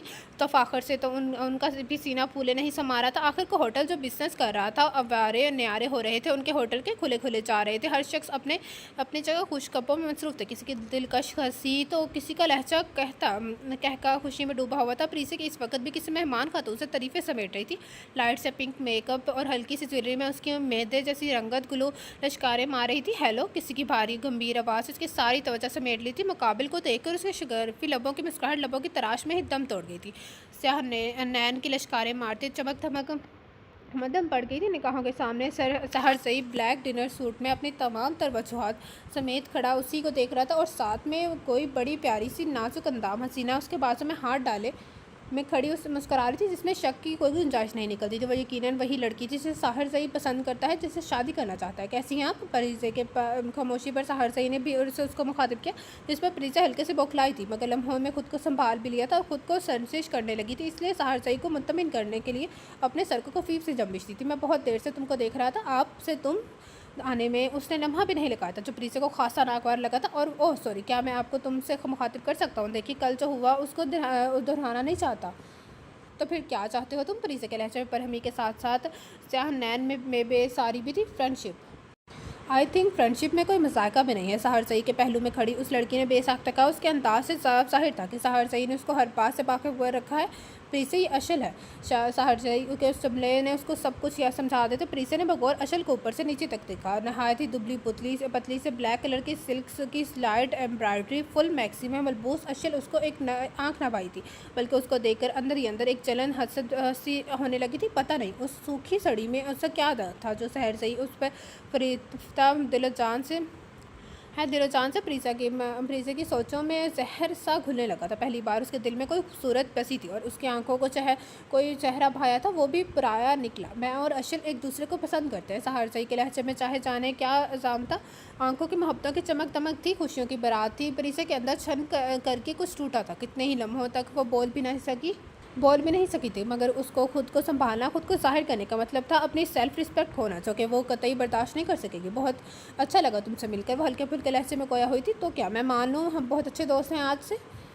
Okay done. प्रीसा ने दोस्ती का हाथ बढ़ाया। साहर सई का थाम लिया था। अशल ने भी अपने नाजुक मरमरी सा हाथ बढ़ा दिया, जिस पर प्रीसा ने ज़बरदस्ती की मुस्कुराहट समेट तमाम लिया था। वैसे तुम लोग यहाँ कैसे? उनकी यहाँ मौजूदगी में प्रीसा को अभी भी समझ नहीं आया था। ये तकरीब जिन लोगों की है उनसे हमारी फैमिली टर्म्स है। मसरूफियात की वजह से मॉम डैड तो नहीं शिरकत कर सके, इसलिए मुझे आना पड़ा। और फिर साहब भी आया हुआ है, तो और भी मुझे भी दिक्कत नहीं हो लगी। अशल ने साफ कोई से कहा। प्रीसे हर कोई इस होटल की डेकोरेट की तारीफ़ करा है। वाकई यू आर सो जीनियस। अशल ने खुले लहजे में दिल से तारीफ़ की थी। जिससे प्रीसे को हल्का सा सर खम किया था। सायरा की बेटी है जिया की शादी स्टार्ट हो चुकी थी। साहर सही चूँकि सायरा के घर पे क्या मसीर था, अशल भी यहीं आ गई थी। सायरा के घर में उबैरा भी दिन भर में कई बार यहाँ के चक्कर लगाती थी। साहर सई को अशल में इंटरेस्ट देखकर उबैरा और सायरा दोनों समझ आती कि इस दिन को क्या हुआ था। प्रीसे का अचानक से आकर भड़कना, गुस्सा करना, नाराज़गी और इश्तार के मिले जुले तार से उन दोनों को सब कुछ समझा दिया गया था। हनी यही चाहती थी कि कोई लड़का उसको रिजेक्ट ना करे, इसलिए साहर सई के मना करने से पहले खुद ही इस रिश्ते के लिए इनकार कर दिया। उबैरा का गुलगोर लहजा सायरा को भी दुखी कर गया। ठीक कहती उबैरा, और अशल की यहाँ मौजूदगी ही सबसे बड़ा सबूत है, लेकिन फारीना भाभी इस रिश्ते के लिए राज़ी नहीं है। इससे क्या फ़र्क पड़ता है उबैरा? उससे बढ़कर और सच क्या होगा कि वो दोनों यहाँ एक साथ है। फिर मुझे किसी से कोई शिकवा खिला नहीं। हमें बच्चों की खुशियों को पहले इंपॉर्टेंट देनी चाहिए। रहानी का सवाल तो इंशाल्लाह उसका मसला भी हल हो जाएगा। उसका भी मसला हल हो जाएगा इंशाल्लाह। सायरा ने सदके दिल से कहा, दुआ की थी। ये सब छोड़ो, जिया बेटी की शादी है, इसलिए फुल इंजॉय करना है। सारा पुप्पो उस असना में सामने से सहर सही और अशल चले आ रहे थे। सायरा ने दोनों को देखा। मैं अशल को शॉपिंग करवाने ले जा रहा हूँ, जिया की शादी में पहनने के लिए कोई अच्छा सा ड्रेस नहीं है उसके पास। ठीक है बेटा, आप लोग जाओ। सायरा नरमी से कहा। उबैरा आंटी परीज़े कहाँ है? हनी तो मेरे ख्याल से होटल के लिए निकल गई है। उन्होंने हल्के से मुस्कुराते हुए कहा, चलो ठीक है, मैं कॉल कर लूँगा। सहर सही ने मुस्कुराते हुए जवाब दिया और अपने साथ खड़ी अशल को चलने का इशारा किया। वो दोनों बड़े गेट से बाहर निकलते गाड़ी की तरफ कदम बढ़ाए थे कि सामने से निकलती कंधे पर बैग लटकाए, हाथ में गाड़ी की चाबी और महंगा तरीन कीमती फ़ोन लिए स्याह नैन को ब्लैक चश्मे से छुपाए परीसे भी अपनी गाड़ी की जानिब बढ़ी थी। ब्राउन जीन्स पर ब्लैक टी शर्ट, गले में स्कार्फ बांधे वो शायद काफ़ी जल्दी में थी। इसकी सूरत देखते हुए सहर सई ने तेज़ी से आवाज़ लगाई थी। सहर सई की पुकार पर प्रीसे ने उससे मुँह देखा था। ना चाहते हुए भी प्रीसे के चेहरे पर मुस्कुराहट दड़ आई थी। प्रीसे, हम शॉपिंग मॉल जा रहे हैं, चलोगी तुम भी हमारे साथ? ये तुम इतला दे रहे हो या अपने साथ चलने की ऑफ़र कर रहे हो? प्रीसे ने हल्के से मुस्कुरा के पूछा। ना इतला ना ऑफ़र, बल्कि हुक्म दे रहा हूँ। सहर सई के लहजे में शौकी सी थी अंदाज़, खाली से दोस्ताना, खासा बेतकल्लुफ़। अच्छा, उसने अच्छा को लंबा खींचा। लेकिन मुझे आज तक कोई हुक्म देने वाला पैदा नहीं हुआ। अंदाज़ खासा पुरएतमाद था। स्याह नैन से ब्लैक ग्लासेस उतारे, धूप की किरणों में उसके मैदे जैसी रंगत चमकने लगी थी। सहर सई तो पहली मुलाकात में उसके पे पुरएतमाद अंदाज से इम्प्रेस हो गया था। उसकी घनी स्याह मूंछों तले नाबी होंठों पर एक तबस्सुम ने करवट ली थी। फिर तो मैं इल्तिजा करूँगी कि तुम्हें हमें ज्वाइन करना चाहिए। इस दफ़ा उसने इल्तिजाई अंदाज़ अपनाया था। प्लीज़ चलो ना। वो जो काफ़ी दिलचस्प निगाहों से उन दोनों को देख रही थी, बिलाखिर बोल पड़ी थी। प्रीसे ने अशल को अहम अंदाज में देखा। दिल तो नहीं चाह रहा था, मगर वो कहते हैं ना कि हर बार दिल की नहीं सुनी जाती, दिमाग से काम में भी चलना आना पड़ता है। ओके, मैं ज़रा अपने बॉस को एक फ़ोन कर दूँ, फिर चलती हूँ। प्रीसे की रजामंदी पर दोनों खुशी से खिल उठे। उस शहर के सबसे ज़्यादा महंगे तरीन शॉपिंग मॉल में एंटर होते हुए एक से एक वैरायटी बुटीक की हर खूबसूरत डिज़ाइन, कलर सेट में पर लटके हुए नत नए खूबसूरत सूट, उस पर हसीन तरीन एम्ब्रॉयडरी, कुछ फैंसी शादी ब्याह की तकरीबात के लिए, कुछ रोज़मर्रा में पहनने के लिए। अशल का दिल तो चाहा सब खरीद ले, और कौन सा ना खरीदे। अशल अभी तक उसी शशो पेंच में मड़ी थी, मगर प्रीसे को खूबसूरत सा पिंक एंड पर्पल इम्तियाज़ का फैंसी हैंगर खा पसंद आ गया था। उसने वो हैंगर उतार लिया था और सामने कद और आईने के सामने खड़े होकर खुद से लगाया था। वाह, ज़बरदस्त। अशल ने तारीफ भरी नज़रों से परीचे को देखा तो बेसाख्ता कह उठी थी। साहिर सई भी उसके लाजवाब पसंद से इम्प्रेस हो गया था। सूट वाकई नहायत शानदार पसंद था प्रीसे ने, और शॉपकीपर जो उनकी हेल्प के लिए पीछे खड़ा था, प्रीसे ने उसको बुलाया। ये सूट मेरे लिए पैक कर दो। सॉरी मैम, मगर ये सूट आपको फिट नहीं आएगा। शॉपकीपर ने साफ लफ्ज़ों में मगर मासद ख्वास लहजे में कहा था। वॉट? ऐसे कैसे नहीं आएगा, और तुम इतने यकीन से कह सकते हो? प्रीसे के चेहरे लहजे पर मौजूद पर हमी पर शॉपकीपर हल्की सी खजाले तो खौफ का शिकार हो चुका था। मगर सच तो बहरहाल यही था। इसलिए मैम, ये मैडम साइज़ है, मैडम का साइज़ है, और आपका साइज़ एक्सेल है, मीडियम साइज़, और आपका साइज़ एक्सेल है। वो रोज़ाना 50 से ज़्यादा लोगों का डील करता था, इसलिए उतना तजुर्बा तो था कि आंखें बंद करके भी बता सकता था कि जो सूट किसी ग्राहक ने पसंद किया है वो उसकी साइज़ का है भी या नहीं। प्लीज़ आई थिंक ये ठीक कह रहा है, मैं ये तुम्हारा साइज़ नहीं। अशल और सहर सही भी उनकी पास आ गए थे। अशल ने चाहा ये सूट वो ले ले, उसके ख्याल में ये सूट उसको बासानी आ जाएगा। तो तुम यूँ करो ना कि अपने लिए कोई एक्सेल साइज़ पसंद कर लो, ये सूट मैं भी अपने लिए ले लेती हूँ। अशल की बात ने उसको सरता पास सिलका दिया था। मैम, मेरे ख्याल से ये सूट आपको भी नहीं आएगा, क्योंकि आपका साइज़ 0 साइज़ है। शॉपकीपर ने अशल को बड़े भी देखते हुए यही जुमला दोहराया था। ये सूट मुझे भी नहीं आएगा, उसको भी नहीं आएगा, तो हैंगर पर क्या शॉपी समझ कर लटकाया है? प्रीसे ने सरखे लहजे में चेहरे लिए स्याह नैन में गुस्सा स्टाल के मिले जुले तासरत लिए शॉपकीपर को घूरने लगी। शॉपकीपर हल्के से खुशी जगते हुए प्रीसे को देख कर रह गया। उसने तो प्रीसे के भले के लिए एक सलाह दी थी, मगर अपनी सलाह गले पड़ती जा रही थी। वो शर्मिंदा से वहाँ से हट गया था। प्रीसे के खुंखार लहजे ने उसे यही आगाज़ किया था कि वो उसके सर पर अपना हैंडबैग या वो हैंगर वाला सूट ही ना मार दे। ये सूट मुझे ही आएगा, मैं यही पहन के रहूँगी। प्रीसे ने वो सूट ड्रेसिंग रूम के जाने बढ़ गई थी। पहले वो तो कुछ सोच भी लेती, मगर बात अब जिद और अना की आ गई थी। अशल को तो जिता देना चाहती थी कि ये सूट उसको आ जाएगा। प्रीसे ड्रेसिंग रूम में आ गई, बहुत कोशिश की कि वो सूट उसको आ जाए, मगर हाय री किस्मत, मुँह से गले तो उतर गया, मगर सीने से पर आकर फंस गया। सीने से नीचे तक जाने का नाम ही नहीं ले रहा था। उस खिंचा तानी अंगड़ के और खुद को लड़ाई में बेचारा खूबसूरत सा अंगड़ हार जा रहा था। उस साइड की सिलाई बुरी तरह चढ़ के रह गई थी। बड़ी मुश्किल से उसने अपने जिस्म पर उतार लिया था, और उसका सांस जैसे ही अपने घट जाएगा, मगर उसको अशल को देखना था कि देखो मुझे ये सूट आ गया। वो दुपट्टा गले में डालकर इत्मीनान अंदाज में ड्रेसिंग रूम से बाहर है। अशल और सहर सही की नज़रें उस पर उठी तो अशल बेसाख्ता हंसी में अपने प्रीसे की जान जला दी। उसने खा जाने वाली नज़र से अशल को देखा था, जबकि सहर सही के अनाबी लबों पर भी बेसाख्ता ही तबस्सुम ने करवट ले ली थी। जबकि सहर सई के नाबी लबों पर भी बेसाख्ता ही तबस्सुम ने करवट ली थी, जो प्रीसे से मख्फी नहीं रह सकी थी। बुटीक में खड़ी लड़कियां भी दबी दबी हंस रही थी। वो अंगर खाक पर प्रीसे की लंबी चौड़ी हाइट पर कुछ अजीब ही लग रहा था। शर्ट अब प्रीसे का जब जवाब दे गया था। उसने पलटकर पीछे खड़ी लड़कियों को घूरा, फिर अशल को देखा जिसकी हंसी लबों से ऐसे गायब हुई थी जैसे गधे के सर से सींग। यही हाल कुछ सहरसई का भी था। वो एकदम खौफ का शिकार हुआ था। प्रीसे वैसे वापस ड्रेसिंग रूम में गई थी। उसके मंतर से गायब होने के बाद पीछे अशल के हलक में फंसी हंसी फुहारे की तरह बाहर निकली थी, जबकि वहीं मौजूद बुटीक की वर्कर्स लड़कियों की भी दबी दबी मुस्कुराहट उभरी थी। उन लोगों के बाद निस्बत सहरसई के चेहरे पर फिक्रमंदी के आसार नुमाया होने लगे थे। प्रीसे को कोई 15 से 20 मिनट बाद बाहर निकली थी और बगैर कुछ कहे किसी को देखे दिल ही दिल में अशल को कोसती बाहर पार्किंग और लॉट में खड़ी सहरसई की गाड़ी की जानी पड़ी थी। सच्ची बहुत फनी है प्रीसे, अशल साहब कोई से कहते हुए हल्के से हंसती थी। सहरसई ने होले से उसको चुप कराया था। वो नहीं चाहता था कि मजीद कोई बात बिगड़े। अब आगे क्या इरादा है, शॉपिंग करें या वापस चलें? अशल ने अपनी हंसी को काबू कर लिया था, मगर मुस्कुराहट फिर भी उसके लबों की जीनत बनी हुई थी। फिलहाल तो वापस चलते हैं, फिर देखते हैं। दोनों एक साथ पार्किंग लॉट के जाने पड़े थे, जहाँ गाड़ी में पहले से ही प्रीसे से पीछे की सीट पर विराजमान थी। पर सहरसई और अशल ने भी अब आगे की सीटें संभाली थी। कुछ ही देर में गाड़ी रोड पर फराटे पड़ने लगी थी। Stop stop stop! एकदम से प्रीसे की चीख गाड़ी की खामोशी फिजा में गूंजी थी। सहरसई ने तेजी से ब्रेक पर पैर रखा था। उसकी चीख पर घबरा भी गया था। सवालिया मगर ना समझे निगाहों से बैक मिरर में देखा, जहाँ प्रीसे का चेहरा नजर आ रहा था। उसके चेहरे पर जो कुछ देर पहले गुस्सा, इश्तियाल, नाराजगी के तासरात थे, वो इस लम्हे बिल्कुल मफूज थे। वहाँ मामूली सी भी शायबाना तक न थी। हैरानगी की बात तो ये थी कि वो वहाँ मुस्कुराहट और खुशी के मिले जुले रंग थे जो सहरसई और अशल की समझ से बिला तर थे। वो दोनों कुछ और सोचते। सहरसई कुछ पूछता, प्रीसे गाड़ी के दरवाज़ा खोलकर तेजी से बाहर निकल गई थी। प्रीसे जाकर वहाँ जाकर खड़ी हो गई।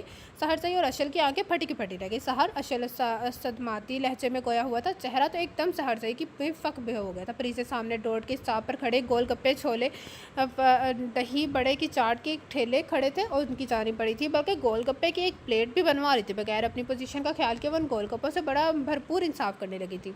प्रीसे सहरसई से गाड़ी के अंदर बैठा नहीं गया था। प्रीसे की इस तरह रोड पर गोलगप्पे खाने वाली हरकतें सहरसई को सदमे की कैफे से 2 साल के था। उस शहर की सबसे महंगी तरीन मशहूर होटल की डायरेक्टर ऑफ मैनेजर, जिसकी भी अभी हाल में प्रमोशन हुई है। उसके अलावा आर्ट कौंसल की माहिर आर्टिस्ट, जिसने तस्वीरों के एग्जीबिशन में फर्स्ट प्राइज़ जीता है, वो प्रीसे रोड स्टॉप पर खड़े एक मामूली ठेले वाले से गोलगप्पे खा रही थी। हैरानगी पर हैरानगी वाली बात नहीं तो और क्या थी। प्रीसे जिसने आखिरी गोलगप्पा मुंह में डाला, उस छोटे से कांच के सफ़ेद प्याले में भरे पानी को लबों से लगा लिया था। सहरसई की हैरानकुन और गंभीर आवाज़ पर प्रीसे ने पलट कर देखा था। अरे सहर, ये लो। प्रीसे ने हाथ में पकड़ा गोलगप्पा का पानी उसे भरा प्याला उसकी तरफ बढ़ाया और इशारे से इसको पीने की दावत दी। प्रीसे, ये सब क्या है? सहरसई की आंखों के चेहरों की हैरानगी की तहरीर साफ पड़ी जा रही थी। ये प्रीसे ने प्याले को देखा। गोलगप्पे का पानी।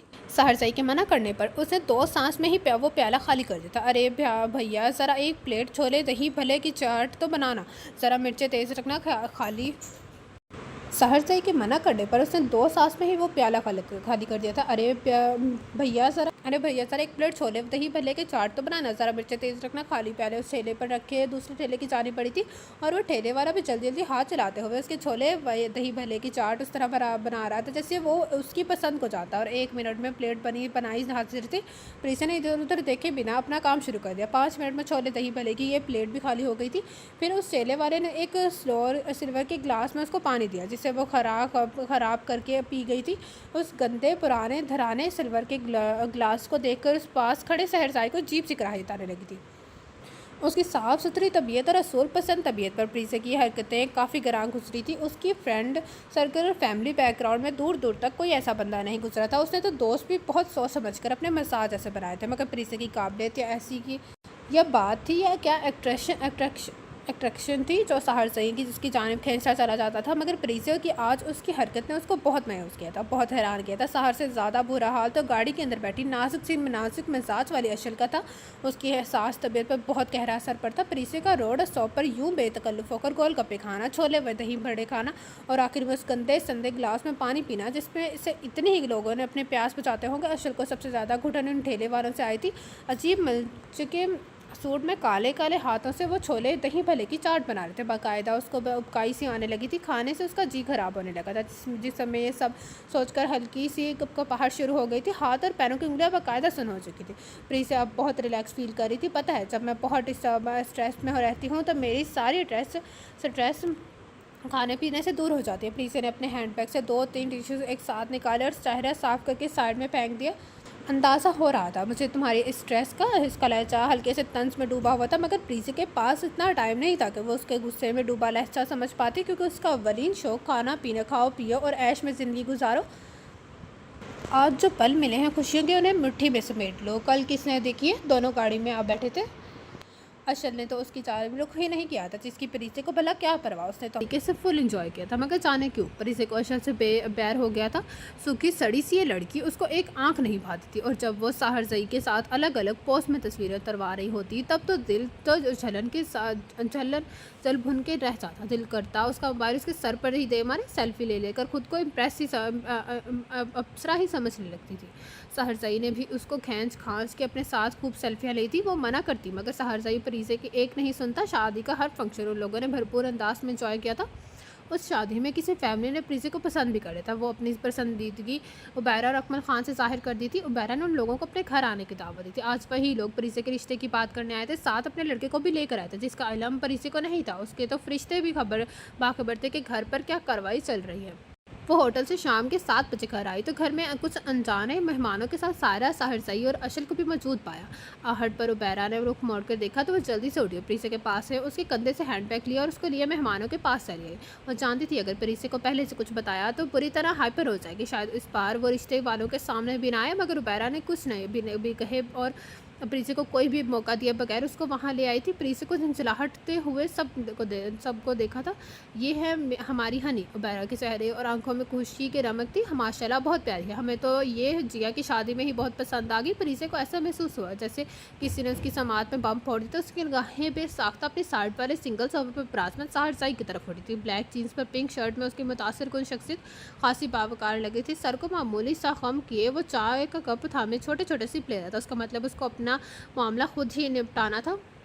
तो क्या करता है आपका बेटा जिसके लिए आप लोगों ने मेरी ख्वाहिश जाहिर की है।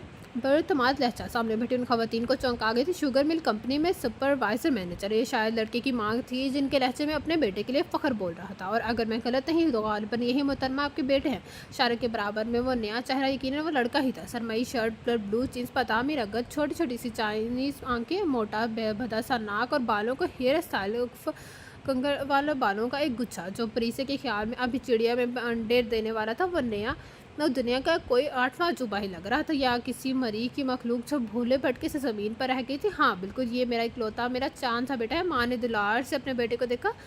ओफ अल्लाह, तो अपनी माँ के जान से इकलौते बेटे साहब, आपके ख्याल आते मेरे बारे में। अब के परिचय न रहा एक लड़के को ही मुखातिब किया। जी ये बहुत पसंद, आपको पसंद। बस बस बस, प्रीति ने तेज़ी से कहा, थक जाओगे। मैं तुम्हारा एक छोटा सा जुमला बोलने में सांस अटकने लगेगी। देखो कैसे हाँप रहे हो तुम। इन खवातीन को सीधा ये इंसल्ट ही लगी थी। धनी उबैरा ने तंबी नजरों से बेटी को देखा। ये क्या है बेहूदगी है, घर बुलाकर मेहमानों के साथ ऐसे बदसलूकी करते हैं आप लोग। लड़के ने की माँ ने तन करते घर हुई खड़ी हुई थी। उसके साथ जो दूसरी खातून जो लड़के की बहन थी, वो भी बिगड़ती हुई सोफे से उठी थी। बहन मैं आपसे नहायत माजरत ख्वाह हूँ, अब प्लीज़ बैठिए। उबैरा और सारा को भी प्रीति का अंदाज अच्छा तो नहीं मगर फिलहाल मामले को सुलझाना जो बिगड़ता नजर आ रहा था। बात खत्म। आपकी बेटी ने जिस तरह हमारी रिजल्ट की है, हमारे बेटे की बेइज्जती की है, वो भूलने वाली नहीं है। हमने तो आपसे ये नहीं कहा कि आपकी बेटी इतनी मोटी है, तो आपकी बेटी कौन होती है मेरे बेटे की खामी निकालने वाली। 1 मिनट, चलिए निकले यहाँ से।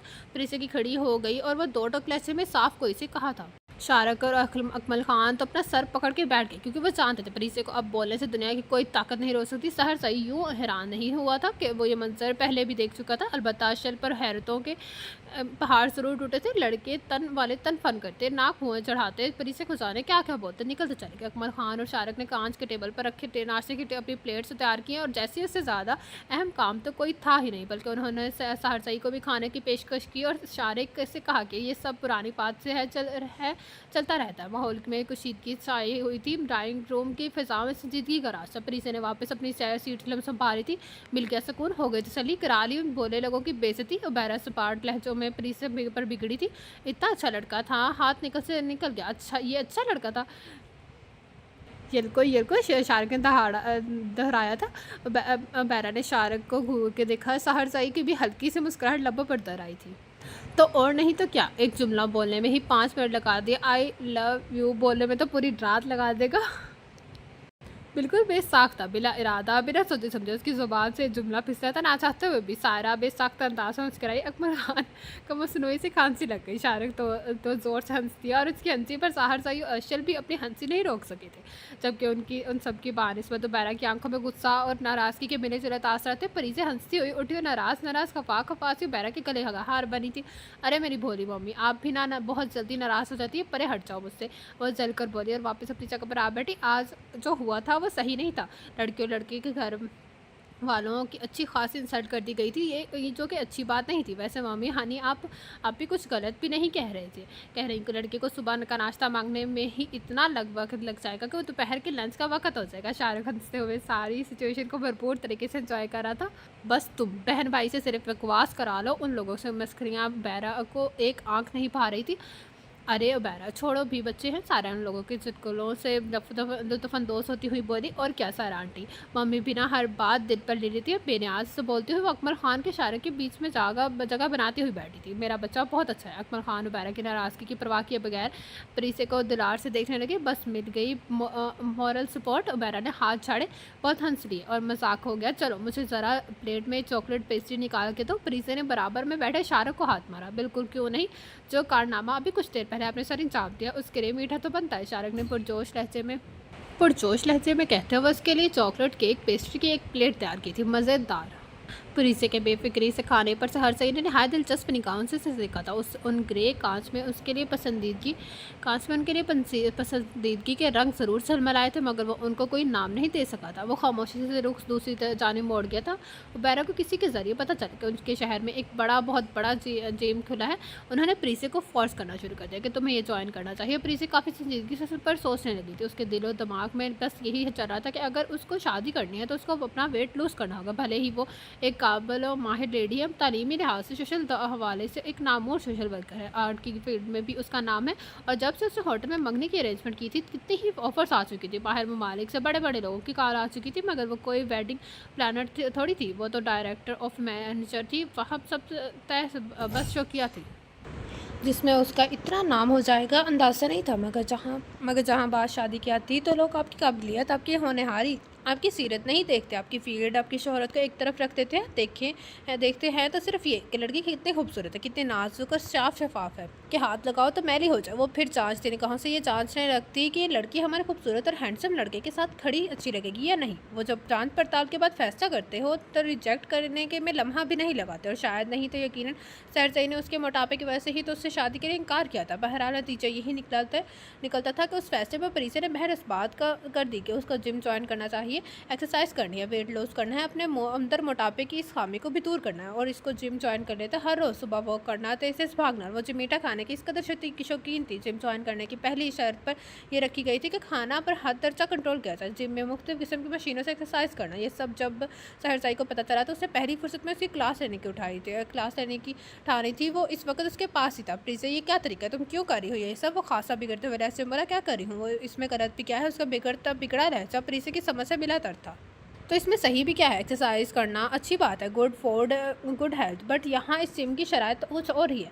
सहर ठीक कह रहे हैं हम प्रीसे, इसको एक्सरसाइज नहीं, खुद को अजियत देना, खुद को तकलीफ देने की मुताबिक। ऐसा तो लंदन में भी नहीं कि अपने आप एक्सरसाइज करो साथ अपनी भूख भी मार दो। उस तरह कैसे जिएगा इंसान? अशल को तो ये जिम भी फजूल लगा था। वो ये सब कुछ नहीं कर चाहती। मैंने अपने कदम आगे बढ़ा दिया और अब पीछे हटने का सवाल ही नहीं उठता। वो अपनी भी ज़िद्दी लहजे में बोली थी। प्रीसे को उसके बहुत अच्छी दोस्त थी, वो नहीं चाहता था कि प्रीसे उस जिम को ज्वाइन करे, मगर उसके हाँ ना में नहीं बदली। उसलिए ना उसके लहजे की झंझलाहट और दबला हुआ होने की कैफियत में समझ को वो दोनों पीछे हो गए थे। 1 महीना हो गया, मगर प्रीसे पर मामूली सा भी फ़र्क नहीं पड़ता। घर में चुपके किसी बहाने से अकमल खान उसको कभी भी चॉकलेट तो कभी आइसक्रीम देने की कोशिश करते, मगर वो मना कर देती। मीठा छोड़ने से भी वो उसका फ़ायदा नहीं हुआ था। बाहर ठेले वाले के गोलगप्पे, छोले, दही बड़े की चौड़, ठेले वाले का बर्गर, सब कुछ खाना छोड़ देता, मगर उसका वेट वहीं का वहीं था। जिस जिम को में उसकी बहुत अच्छी दोस्त मरियम भी थी, प्रीसे उस तरह उसने में हज़ारों रुपए जमा कराए थे। एक दिन वो एक्सरसाइज के दौरान भी बेहोश होकर रह कर गई थी। मरियम ओलंपिक गेम्स की माहिर खिलाड़ी थोड़ा वेट बढ़ने की वजह से उसने जिम जॉइन किया था, मगर उस जिम वाले ने उससे इस कदर एक्सरसाइज करवाई कि नतीजा सबके सामने आ गया। मरियम को फ़ौरन अस्पताल ले जाएगा, ट्रीटमेंट उस पे ट्रीटमेंट और टेस्ट वगैरह से ये बात सामने आई कि मरियम के गिरते और जिगर पर गहरा असर पड़ा है। उसकी ज़िंदगी में बड़ा खला आ गया था। वो अब पहले जैसी ज़िंदगी नहीं गुजार सकती थी। ओलंपिक गेम्स की वो खिलाड़ी अब कभी गेम्स में हिस्सा नहीं ले सकती थी। ये बात जब मरियम को पता चली तो बहुत रही, पर इससे मेरे सारे ख्वाब चकनाचूर हो गए। मैंने जो खुद को कामयाबी का शोहरत की बदली और बुलंदियों पर देखती रही थी, खुद को ऊंची चोटियों को बासी समझती थी, सब खाम ख्याल हुआ, सब कुछ मिले अमेट हो गए। मेरे सब सपने कांच की तरह रेसा रेसा होकर बिखर गए। जो मेरी रूह मेरे जिस्म को बेबस हुए, मेरे रोम रोम को लहान करके मैं टूट गई हूँ। परीसे मैं हार गई हूँ, मैं एक मरीसा बनकर रह गई हूँ। उसका बिलक बिलक कर रोना, बिलक बिलक कर तड़पना प्रीसे से देखा नहीं जाता। उसका एक एक कान प्रीसे के दिल पर गिरा था। जिस अजियत और कर्ब से उसके वक्त मरियम में गुजर रही थी, प्रीसे महसूस कर सकती थी। और यही वजह थी कि मरियम को ऐसी बिगड़ती टूटती बिगड़ती सेहत को देखकर प्रीसे के रवा में गम गुस्सा इश्ताल नाराजगी बढ़ती जा रही थी। और उसका बस नहीं चाह रहा था कि जाकर उस जिम को आग ही लगा दे, और उसने अपने गुस्से को कम होने में नहीं दिया था। भड़कता धड़कता वाजपी ठंडा होगा जब वो अपनी दोस्त मरियम को बदला लेगी। प्रीसे मरियम को छोड़कर वापस जिम में जाती, वहाँ जाकर खूब शोर शराबा हंगामा करती, वह वेला मचाती। जिम में रखी कुछ लाइट और कुछ हेवी एक्सरसाइज मशीन चैन पर जोन चला वह दिखेलती वही हुई आगे बढ़ती चली गई थी। उस शोर शराबे हंगामे को सुन के सारे सुनने एक एक करके वहाँ जमा हो गए। इतनी सारी आवाज़ों को सुनकर वहाँ उस जिम को ऑनर नुमान सईद अपनी मैनेजर के साथ आया। तो ये सब क्या हो रहा है? नुमान सईद सदमे की कैफे से दो चार अपने जिम को देखने लगा। उन मशीनों को देखा जिसे बड़ी बेदर्दी से ठोकर मारकर दूर फेंका गया था, और फिर जो उन सबके नुकसान की वजह से था सामने खड़ा था। नुमान सईद ने दशकी नगरगाहों से उसे घूरा था। तुम्हारी हिम्मत भी कैसे हुई मेरे जिम में आकर ऐसी तोड़ फोड़ मचाने की? मैं तुम्हारी मुख्तलिफ खिलाफ पुलिस को कार्रवाई करूंगी। नुमान सईद के लहजे में गुस्से की चिंगारियां सर तोड़ कर बोल रही थी। उससे अपने जिम का नुकसान बर्दाश्त नहीं हो रहा था। तुम क्या पुलिस को कार्रवाई करोगे? मैं खुद तुम्हारी बकवास जिम के खिलाफ रिपोर्ट दर्ज कराऊंगी। प्रीसे के लहजे में तल्ख लफ्जों के अंगारे तह कर रहे थे।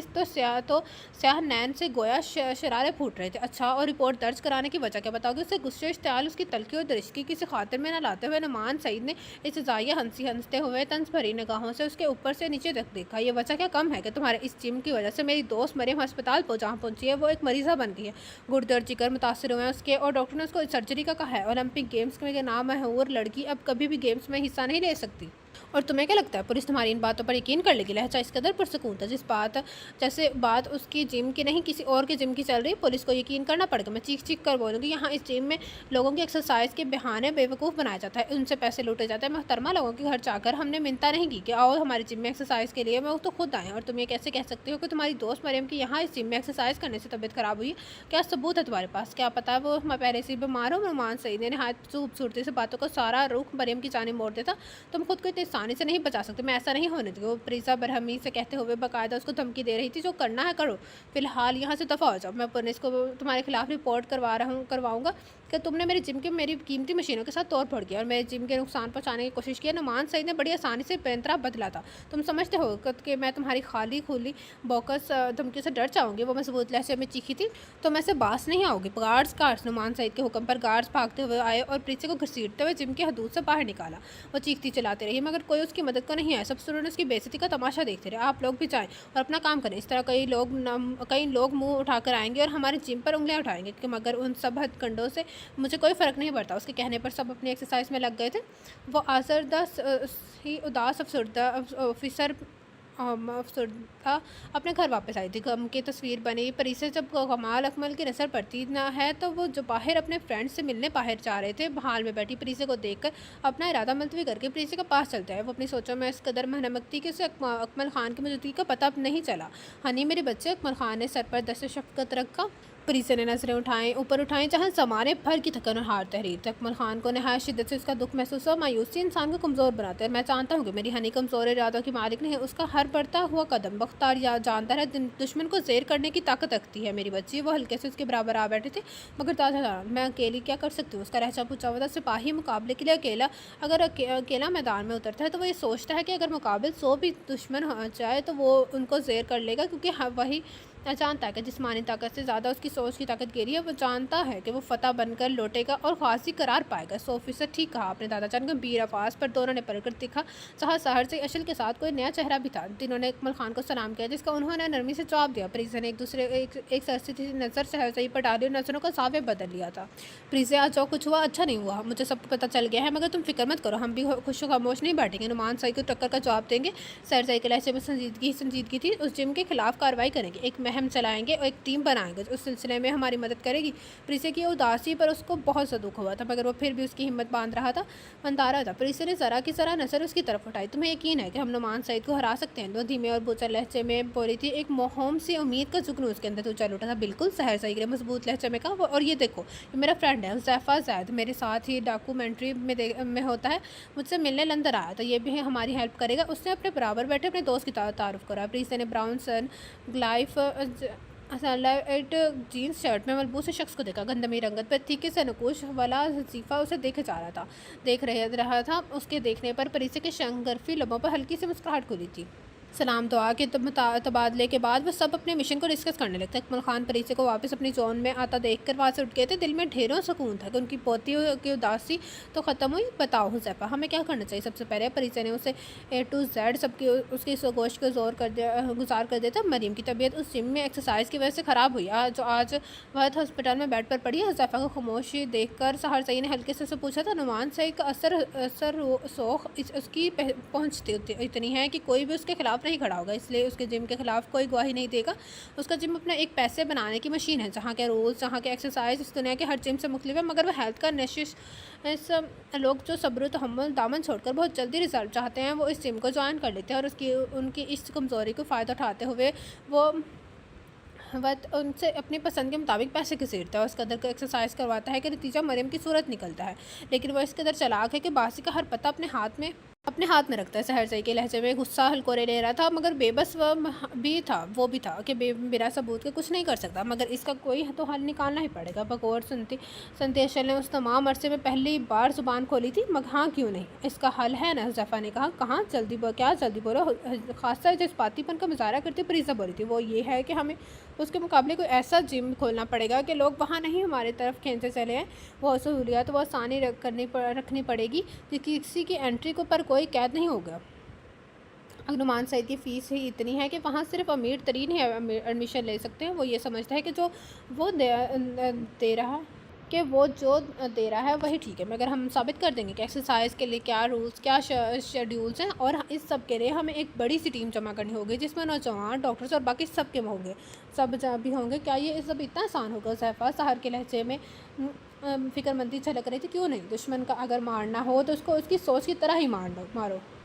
और फिर दूसरे दिन से काम शुरू हो गया। हुज़ैफ़ा ने अपना कुछ डॉक्टर से रब्ता किया जो उसके जानने वाले थे। उन्हें सारी सिचुएशन समझाती, तो उन लोगों ने भी इस मिशन में हिस्सा लेने के लिए हामी भर ली। शारक ने खूब सारे पैम्पलेट छुपवा लिए जो हर दीवार पर चस्पांत किए जाते थे, लोग में बांटे जाते थे। अकमल खान के दरीने दोस्त का एक बहुत बड़ा पार्क था, वो भी बहुत इस्तेमाल में ले लिया गया था, जहाँ धीरे धीरे सब जमा होने लगते। अच्छी सेहत और तंदुरुस्ती के लिए एक्सरसाइज और फूड के हद तक ज़रूरी है। आज हम इस मौजू पर बात करेंगे। सब लोग इसमें हिस्सा ले रहे थे। हमने उस पार्क में एक्सरसाइज की साइकिलिंग मशीन रखी है जो चलाना ज़्यादा मुश्किल नहीं है। हमारे इस पार्क में वॉक भी की जाती है। खाने पीने की कोई पाबंदी नहीं है, आप जो मर्जी खा पी सकते हैं। एक्सरसाइज का मतलब नहीं कि सिर्फ एक्सरसाइज ही की जाए, इसके लिए अच्छी खुराक भी ज़रूरी है। बिना कुछ खाए पिए सिर्फ एक्सरसाइज करना इंसान को दुबला पता नहीं ज़रूर कर देता है, लेकिन मगर साथ ही जिस्म के कुछ ऐसे अज़ाब भी मुतासर होते हैं जो हमें मरीज़ बना देते हैं। डॉक्टर माइक में धीमे लहजे में अपनी बात इन तक पहुँचा रहा था, जिसकी सबसे बड़ी मिसाल हमारे सामने मरीम की सूरत है। इनका ट्रीटमेंट हमारे ही अस्पताल में हो रहा है और मैं उन्हीं का इलाज कर रहा हूँ। डॉक्टर फैज़ ने संजीदगी से कहा। बेइंतहा एक्सरसाइज करने से उनका गुर्दा चक्कर इस कदर मुतासर है कि सर्जरी का ना बेहद ज़रूरी हो गया, और सर्जरी से वो ठीक तो हो जाएगी, मगर पहले की तरह नॉर्मल लाइफ नहीं गुजार सकती, और ना ही उनकी बॉडी इस काबिल रहेगी कि वो दोबारा किसी जिम को ज्वाइन कर सके। खुले मैदान में जो मीटिंग चल रही थी, जो मौजू गुफ्तगू था, कितने ही आते जाते सड़क पर गुजरते लोग वहाँ जमा होने लगे थे, बल्कि कुछ बाइक और गाड़ियों में सफ़र करते लोग भी रुक गए थे, उनको सुनने लगे थे, बल्कि कुछ न्यूज़ चैनल्स के जर्नलिस्ट भी वहाँ आने लगे थे। ऐसी खबर जंगल में आने लगी, आग की तरह फैल गई थी। मरियम की बात अगर अगर निकलती है तो यही सुनने में आ रहा है कि उन्होंने नुमान सईद का जिम ज्वाइन किया था। मगर अफवाह ये भी है कि मरियम पहले से एक मरीज़ा थी, बल्कि वो पहले से ही भी अस्पताल में ज़ेर इलाज थी। एक मशहूर चैनल का जर्नलिस्ट अपनी कुर्सी पर खड़ा हुआ था।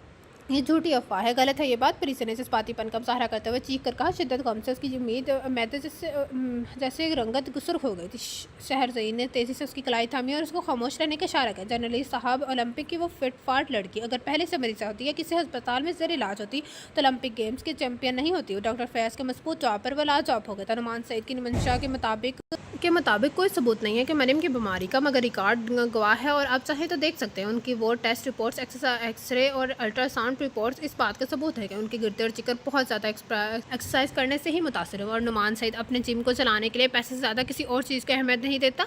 सर, ये खेल को तो उल्टा ही पड़ता जा रहा है और बासी हमारे हाथों से निकलती जा रही है। नुमान सईद का मैनेजर LED को स्क्रीन पर ये सारा प्रोग्राम दिख रहा था। उसके चेहरे पर तशवीश की झलक नुमाया थी। नुमान ने घूर कर स्क्रीन को देखा। वो समझता था कि प्री से एक डरपोक से लड़के जिसको उससे बेइज्जत करके अपने जिम से निकलवा दिया और वो कुछ नहीं कर सकेगी। मगर वो भूल गया था कि हाथी को ज़ेर करने के लिए एक छोटी सी चूंटी भी काफ़ी होती है। वो जो कुछ हुआ था और जो कुछ हो रहा था उसकी सोच से बहुत आगे था। प्री से ने उस मिशन में जर्नलिस्ट, डॉक्टर, नौजवान और यूनिवर्सिटी के कॉलेज स्टूडेंट्स को शामिल कर लिया था और अब तो मीडिया भी उसकी कवरेज करने लगी थी। हमारा मोटो सिर्फ सच्चाई से पर्दा हटाना नहीं था, बल्कि अब अहम पॉइंट ये है कि अच्छी सेहत और तंदुरुस्ती के लिए एक्सरसाइज, जिम या खुराक का होना कितना ज़रूरी है। इन्हीं सब बातों को नज़र रखते हुए हम अपने इस पार्क में साइकिलिंग का इंतजाम कर रहे हैं। डॉक्टर ने कहते हुए सबसे एक नज़र डाली थी। सिर्फ साइकिलिंग करने से क्या सेहत पर असर पड़ा? अच्छा असर पड़ेगा? एक और मशीर चैनल के नुमाइंदे ने सवाल किया। हाँ, क्यों नहीं, आजमाइश शर्त है। डॉक्टर ने हल्के फुल्के लहजे में मुस्कुराते हुए कहा। और फिर यूँ हुआ कि 1 2 3 तादाद बढ़ती गई। लोग इस पार्क में आते गए, कभी वॉक कर रहे, कभी साइकिलिंग। अच्छी डाइट पर बेहतरीन खुराक, उससे बढ़कर क्या कहा जाता है कि बल्कि बिल्कुल दुबला पतला होकर मरीज़ नहीं बनना, बल्कि सेहत को फ्रेश रखना ही ज़िंदगी है। इन सबको मिशन में कामयाबी की जंग जानेब गामज़न था। हर रोज़ एक नई कामयाबी, एक नई राह। बच्चे बूढ़े जो उनका जवान उस वॉक में और साइकिलिंग में हिस्सा ले रहे थे। मैं बहुत खुश हूँ सहार, मेरा मकसद कामयाब होता जा रहा है। ये जीत हमारी होगी और नुमान सईद हार जाएगा। खुशी उसके अंग अंग से फूट रही थी। उसकी आंखों में चेहरे पर जुगनों की एक बार आती जो उससे संभालना न संभल रहे थे। सहार से की गहरी नजरें उसके पुर रौनक झलमलाते चेहरे का हसार किए हुए थे। डॉक्टर के अमल के मुताबिक मोटे लोगों की कितने कैलोरीज एक हफ्ते में कम हुई थी, ये बात साबित होती जा रही थी। उनका मिशन कामयाबी की मंजिल तय होता करता जा रहा। तुम खुश होना। सहार के लहजे में पसंदीदगी की झलक नुमाया थी, बहुत ज़्यादा सहार। और मेरी इस खुशी की सबसे बड़ी वजह तुम हो। अगर तुम मेरा साथ ना देते तो मेरी हिम्मत ना बनताते तो मैं कभी भी मैं कामयाब नहीं हो सकती थी। सब कुछ बहुत अच्छा हुआ है। बिल्कुल बेसाख्ता ही परिसे ने सहार सही का हाथ थाम लिया था और सहार ने उन हाथों की नरमाहट अपने अंदर तक महसूस की थी। एक दूसरे के हाथों में हाथ दिए, दोनों एक दूसरे के बहुत पास खड़े थे। वो गदले का अंश एक इन स्याह नैनों में गाड़े हुए थे, जहाँ सहार और प्रीति अपना अक्स देख सकता था।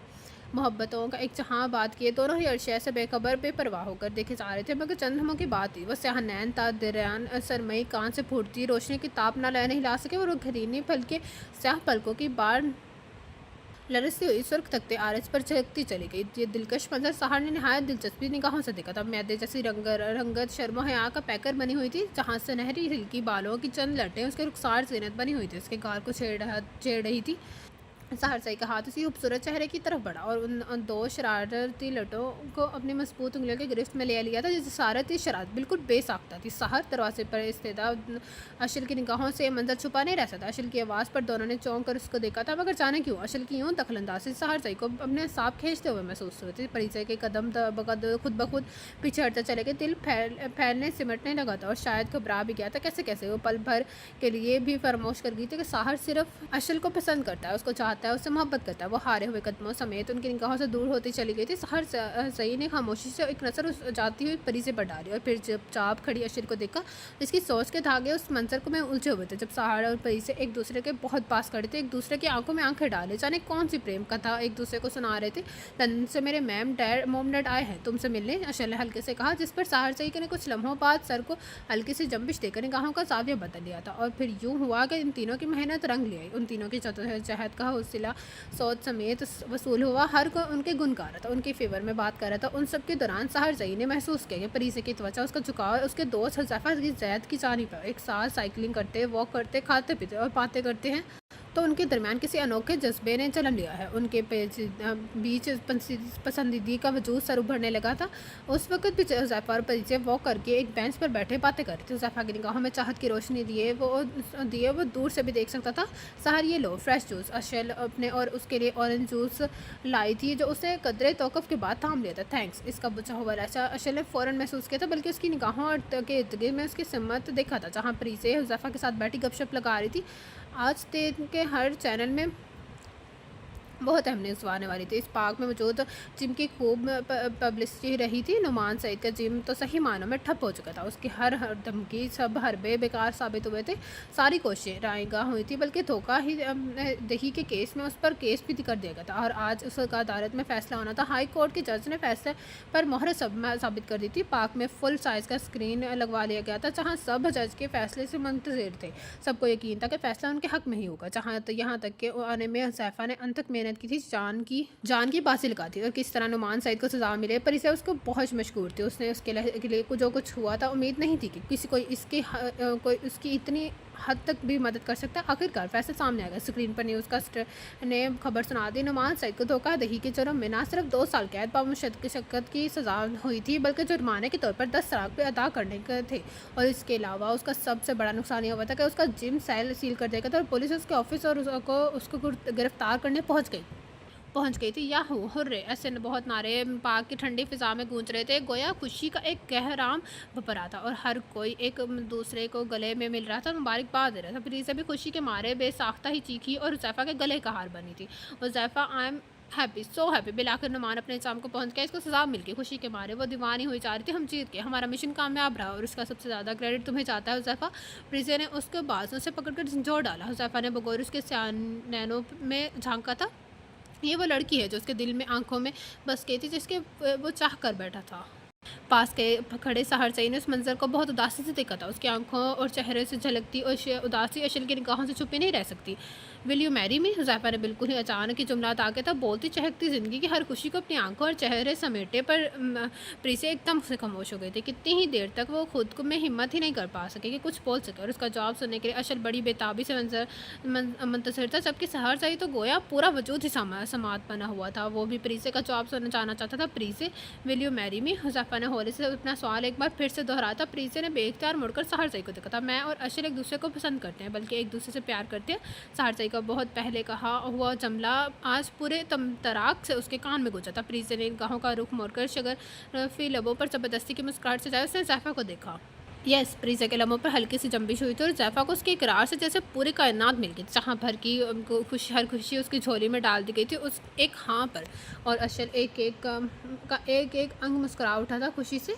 मॉम, ये है सहरसई और हम एक दूसरे को पसंद करते हैं। अशल के लहजे में खुशियों की झांकार थी। वो जानती थी कि सहर की मम्मी डैडी को उसको पसंद नहीं करते, उस पर उसके से कोई फ़र्क नहीं पड़ता था। सहर और अशल एक दूसरे को पसंद करते हैं, ये फ़िलहाल यही मैं उसके लिए कहे, यही काफ़ी है उसके लिए। Hello young man. अशल के वालिद सहर की जानिब मुसाफे के लिए हाथ बढ़ाया। हाय। सहर ने बुझे बुझे लहजे के साथ उनका बुढ़ा हुआ हाथ थाम लिया, जिसको उन तीनों ने ही नोट किया था। अशल ने अपने डैडी को देखा था। उसके सवालिया नज़रों से देख रहे थे, बल्कि अशल में उसके भूसे हुए अंदाज की वजह भी पूछ रहे थे। सहर। अशल ने उसके चौड़े शाने पर हाथ रख दिया। हाँ प्लीज़ बोलो।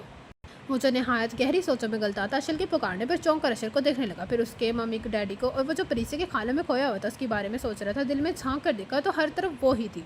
हर धुंधलाया मंजर साफ हो गया था। अशल को तो कहीं नहीं था और आज अगर वो चुप रहा तो शायद उस अपनी मोहब्बत हार सका, अपनी ज़िंदगी हार सका, प्रीसे को हमेशा के लिए खो देगा। और अशल इसका एक नाम ही पुकार ही सब समझ गई थी। अलझी हुई गुत्थी सलझ गई थी। वो जान गई थी कि सहर की ज़िंदगी में उसके दिल में वो कहीं नहीं थी। अशल की मम्मी डैडी सहर को और फिर अशल को देख कर रह गए। जो भी फैसला करना सोच समझ कर करना, पूरी ज़िंदगी का मामला है। और फिर वो दोनों वहाँ से उठकर चले गए थे। सहर मोल के लहजे में हज़ारों टूटे हुए कांसों की खनक थी। उसके अंदर छन से बहुत कुछ टूटा था। कितने ही लम्हों तक वो कुछ बोल ही नहीं सके। आई एम सॉरी अशल, मगर सच्चाई यही है कि मैं प्रीसे के बिना कुछ नहीं रह सकता। मेरी सांसों की डोर उसकी सांसों से जुड़ी हुई है। मैं कहाँ हूँ सहर, उसके लहजे में बेबसी थी। हम अच्छे दोस्त थे और हमेशा अच्छे दोस्त रहेंगे अशल। उसने अशल का नाजुक से हाथ होले से दबाया और फिर खड़ा हो गया। वो जल्द से जल्द प्रीति के पास पहुँचना चाहता था, उसको मना लेना चाहता था, अपना बना लेना चाहता था। उसके जाने के बाद अशल के नैन कटोरों से गर्म गर्म स्याल निकल कर अपना असल खोते चले गए। दूसरी तरफ वहाँ प्रीति का रिश्ता तय हो चुका था। हुज़ैफ़ा की मम्मी मिठाई के टुकड़े, शगुन और अंगूठी लेकर उनके घर मौजूद थी। उन्होंने प्रीति की उंगली में डायमंड की खूबसूरत और महंगी सी अंगूठी डाल दी थी। प्रीति ने बगौर अपनी उंगली देखी जहाँ डायमंड की अंगूठी लश्कारे मारी थी, मगर उसके चमक दमक के आगे उसकी खुशी को मानत पड़ी थी। वो खुशी क्यों नहीं है, ये तो उसका अपना फैसला था। सहरजई अशल का है और इसको ये बात दिल से तस्लीम करना पड़ेगा, उसको दिल से निकालना होगा, उसे सिर्फ यादों में जिंदा रखना होगा। प्रीज़ा की मंगनी से उबैरा बहुत खुश थी। बेशक सहार उनको दिल से पसंद था, मगर ज़ैफ़ा भी बुरा नहीं था। वो सहार का दोस्त था, उसकी तरह फरमाबरदार, नेक और हैंडसम था, जिसने प्रीति के दिल में झांका था और उसकी अच्छाई और सच्चाई को दिल से पसंद किया था। और अब तो वो यूं भी मुतमिन थी कि उसका वज़न कम हो गया और पहले की तरह मोटी नहीं रही। वो वॉक एक्सरसाइज उसको बहुत हद तक निखार दिया था। माशाल्लाह बहुत प्यारी लग रही हो। हुज़ैफ़ा की मम्मी के चेहरे पर खुशी के सब रौनक को प्रीज़ा ने शिद्दत से महसूस किया था, मगर उसका दिल फिर भी क्यों खाली खाली लग रहा था। क्यों वो अपनी मंगनी से खुश नहीं थी। उसकी आंखों के गोशे से एक मोती टूटा था, उससे पहले कि वो मोती बिखरता। उसने अपनी गशत शहादत से बड़ी बेदर्दी से आंसू को रगड़ दिया था। बस एक यही मंजर अकमल खान के ज़ेर निगाहों से छुपा न रह सकता। रेड एंड पिंक कंट्रास्ट की लाइट सी एम्ब्रॉयडरी फ्रॉक में वो कम अफसरदगी की तस्वीर लग रही थी। सब अपनी अपनी गपशप में लगे हुए थे, जबकि उसका यहाँ दिल नहीं लग रहा था, ऐसा महसूस हो रहा था। तब घुट रहा है, वो बाहर की फिजा में सांस लेना चाहती थी, अपने अंदर की जहबस को मैं बाहर निकालना चाहती थी। सब सब पर एक सरसरी सी निगाह नज़र डालती वो खड़ी हो गई। किसी की भी त्वचा उस पर नहीं थी। वो सीधी हॉल से बाहर निकलती चली गई। चांद की 14वीं शब थी। 14वीं शब थी। चांद आसमान की काली चादर पर तारों की बेज अपने चौबन पर था, जिसकी रोशनी लान के हर जर्रे को अपनी लपेट में लिया हुआ था। ठंडे हवा को सरसराती हुई उसके वजूद के घेरे डालने लगी थी। उसने अपने आप को समेट कर अपने बाजू को अपने इर्द गिर्द फैला बांध दिया था। प्रीति सहार की गंभीर आवाज़ उसी से माथ से टकराई थी। उसे तेज़ी से पलट कर देखा। सहार उसने धीरे से पुकारा, विल यू मैरी में। वो 2 कदम आगे बढ़ा और बगौर उनसे नैनों में झलमलाता हुआ अक्स देखने लगा। मैं पीछे हर दीवार, हर वादा और ओहदों पे मान तोड़ आया हूँ। मेरे हाथों में किसी वादे की जंजीर नहीं है, मैंने किसी के नाम की बेड़ियाँ हैं। तुमने इतनी देर कर दी। ये बात कहते कहते मैं कब से इंतज़ार करती तुम्हारा, मगर तुमने नहीं आए। मैंने तो पलट कर भी नहीं तुम्हें देखा था सहार, फिर क्यों तुमने मुझे नहीं पुकारा, क्यों मेरा हाथ नहीं थामा। प्रीति ने उसको गिरेबान से पकड़ कर जोड़ डाला। कितने ही मुक्के सीने पर मारे, मगर सहार सही ने एक लफ्ज़ में नहीं कहा। I am sorry honey. Sahar सही अपनी चौड़ी हथेली के प्याले में उसका चेहरा पड़ लिया, लेकिन अभी देर नहीं हुई है। वक़्त की डोर अभी हमारे हाथों में नहीं। प्रीति की आंखों में झप से हुज़ैफ़ा का अक्स उभरा था। अब बहुत देर हो गई है सहार, मेरे हुज़ैफ़ा से मंगनी हो गई है। उसके नाम की अंगूठी मेरी उंगलियों में कैद है। वो झट से उससे अलग हुई थी, मगर प्रीति नो, मैं एक वादा निभाने के लिए तो किसी से वादा खिलाफी नहीं कर सकती। प्रीति के दिल और दिमाग में दर्द की एक शदीद लहर से ज़रूर उठी थी, मगर उसने नहायत महारत से उस दर्द को अपने अंदर दबा दिया था। हम हुज़ैफ़ा को समझा लेंगे। प्रीति उसे संजीदगी से कहा था, नहीं सहर, अब कुछ नहीं होगा, तुम्हें वापस लौटना होगा, मुझे भूलना होगा। वो जो खुद को बज़ाहिर बहुत मजबूत जाहिर कर रही थी, एकदम से उसकी आंखें भीग गई। तेज़ी से उसने अपना रुख मोड़ाना चाहते हुए भी उसका आंसू लड़कर रखसानों पर गिर गए। प्रीति ने अपने दोनों हाथ की हथेलियों से रगड़कर उनको साफ किया और वहाँ से जाने में अपनी भलाई समझे वो जैसे अंदर बढ़ने लगी। राह में हुज़ैफ़ा हाइल हो गया। प्रीति ने भीगी भीगी पलकें ऊपर उठाई थी। मोहब्बत एक खूबसूरत जज्बा है। मोहब्बत का होना हसीन तरीन मोहब्बत, मगर मोहब्बत को पाकर खो देना, this is not fair. Huzaifa हल्के से मुस्कुरा दिया और उसका हाथ थाम कर वापस सहरसाई के पास ले आया। तुझे लगता है तो अपने बेस्ट फ्रेंड से अपने प्यार को छुपा लेगा। हुज़ैफ़ा के लहजे और आंखों से बरहमी झलक रही थी। दिल तो चाहता है तेरा सर फोड़ दूँ, मगर क्या करूँ, इस प्यारी सी लड़की को तकलीफ पे नहीं देना चाहता। हुज़ैफ़ा सहार ने कुछ कहने के लिए मुँह खोला ही था कि हुज़ैफ़ा ने उसको खामोश रहने का इशारा किया और प्रीति का हाथ थाम लिया। प्रीति ने परेशान निगाहों से उसकी तरफ देखा। हुज़ैफ़ा ने उसकी उंगली से अपने नाम की अंगूठी ताड़ ली थी। प्रीति सिर्फ तुम्हारी है, उसकी सांस पर, उसकी धड़कन पर सिर्फ और सिर्फ तुम्हारा नाम है, और मैं किसी मासूम मोहब्बत को कत्ल करके गुनाहगार नहीं होना चाहता। ये कहकर हुज़ैफ़ा ने उसका हाथ सहार के हाथ में थमा दिया, जिस पर सहार ने तशकर नज़रों से देखा था। आज का दिन, आज का पल और आने वाले हर लम्हे, ये ज़िंदगी तुम्हारी है। थैंक्स हुज़ैफ़ा। दोस्तों में सॉरी और थैंक्स की कोई गुंजाइश नहीं है, और मैं तो बहुत खुशकिस्मत हूँ कि मुझे तुम इतने अच्छे दोस्त मिले हैं। वो हल्के से मुस्कुरा दिया और फिर दोनों पर एक नज़र डालता उनके दरमियान से हटता चला गया। I am proud of you. Lawn के पास खड़े अकमल खान ने हुज़ैफ़ा सैयद को शाबाशी दी। ये तो मेरा फ़र्ज़ था, शुक्र है उस परवरदिगार का कि बर वक़्त सब कुछ सामने आ गया। अकमल खान ने चुपचाप उस अच्छे से लड़के को देखा और उसके लिए अंदर की जाने पड़ गए। अब तो खुश होना। सहर सही ने हक से उसका हाथ थाम लिया था, बहुत ज़्यादा। वो ज़िंदगी से भरपूर अंदाज में चकी थी, मगर मेरी एक शर्त है तुमसे शादी करने की। शर्त? कैसी शर्त? वो हल्का हल्का सा बेचैन हुआ वो ये है कि तुम्हें मुझे थैले वाले के गोलगप्पे, छोले की चाट और बर्गर खिलाने होंगे। उफ़, तुमने मुझे डरा ही दिया था। सहरजई ने एक लंबी आह भरी दिलचस्प नज़र से उसे तकने लगा। ठेले वाले से ही क्यों मैं तुम्हें अच्छे और महंगे होटल से ये सब खिलाऊंगा? नहीं, प्रीजे ने सख्ती से इनकार किया। मुझे ये सब ठेले वाले से ही खाना है, जिसमें तुम्हें भी मेरा साथ देना होगा। ओके ओके, जो हुक्म सरकार। उसने चाह से हामी भरी। अब अगर खाने पीने से बाहर निकल आओ तो कुछ प्यार मोहब्बत की बातें भी कर लें। उसके लहजे का खमार आंखों में शरारत प्रीजे की निगाहों से पोशीदा नहीं रह सकती। उसकी रगे ज़राफ़त फूटने लगी थी।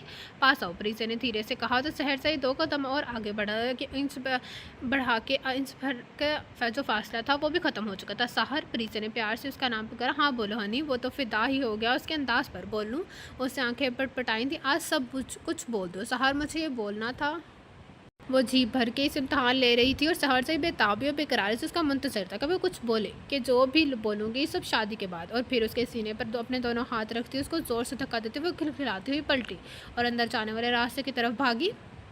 ओ हनी रुको, यू चीट, मैं तुम्हें छोड़ूंगा नहीं। हनी रुको। उस लॉन की ठंडी मिट्टी फिजाओं में परिसे की खिलखिलाहट और सहरजई की पुकार गूंज रही थी। चांद की चांदनी भी उनके मिलन पर हर सो रोशनी की सूरत में कह कह रही थी। दी एंड। हाँ, तो ये था आज के नावल के लास्ट पार्ट का एंड। कैसा लगा आप सबको ये नावल? कमेंट बॉक्स में अपनी राय का इज़हार ज़रूर कीजिएगा। इस नावल का नाम था हाँ मुझे बस तुमसे मोहब्बत है। कैसे जिसने अभी तक मेरा चैनल लाइक सब्सक्राइब नहीं किया तो कहानी लेकर सब्सक्राइब मेरा channel and don't forget to press the bell icon. आप लोग से मुलाकात होगी कल एक न्यू नावल के साथ। अल्लाह हाफिज़।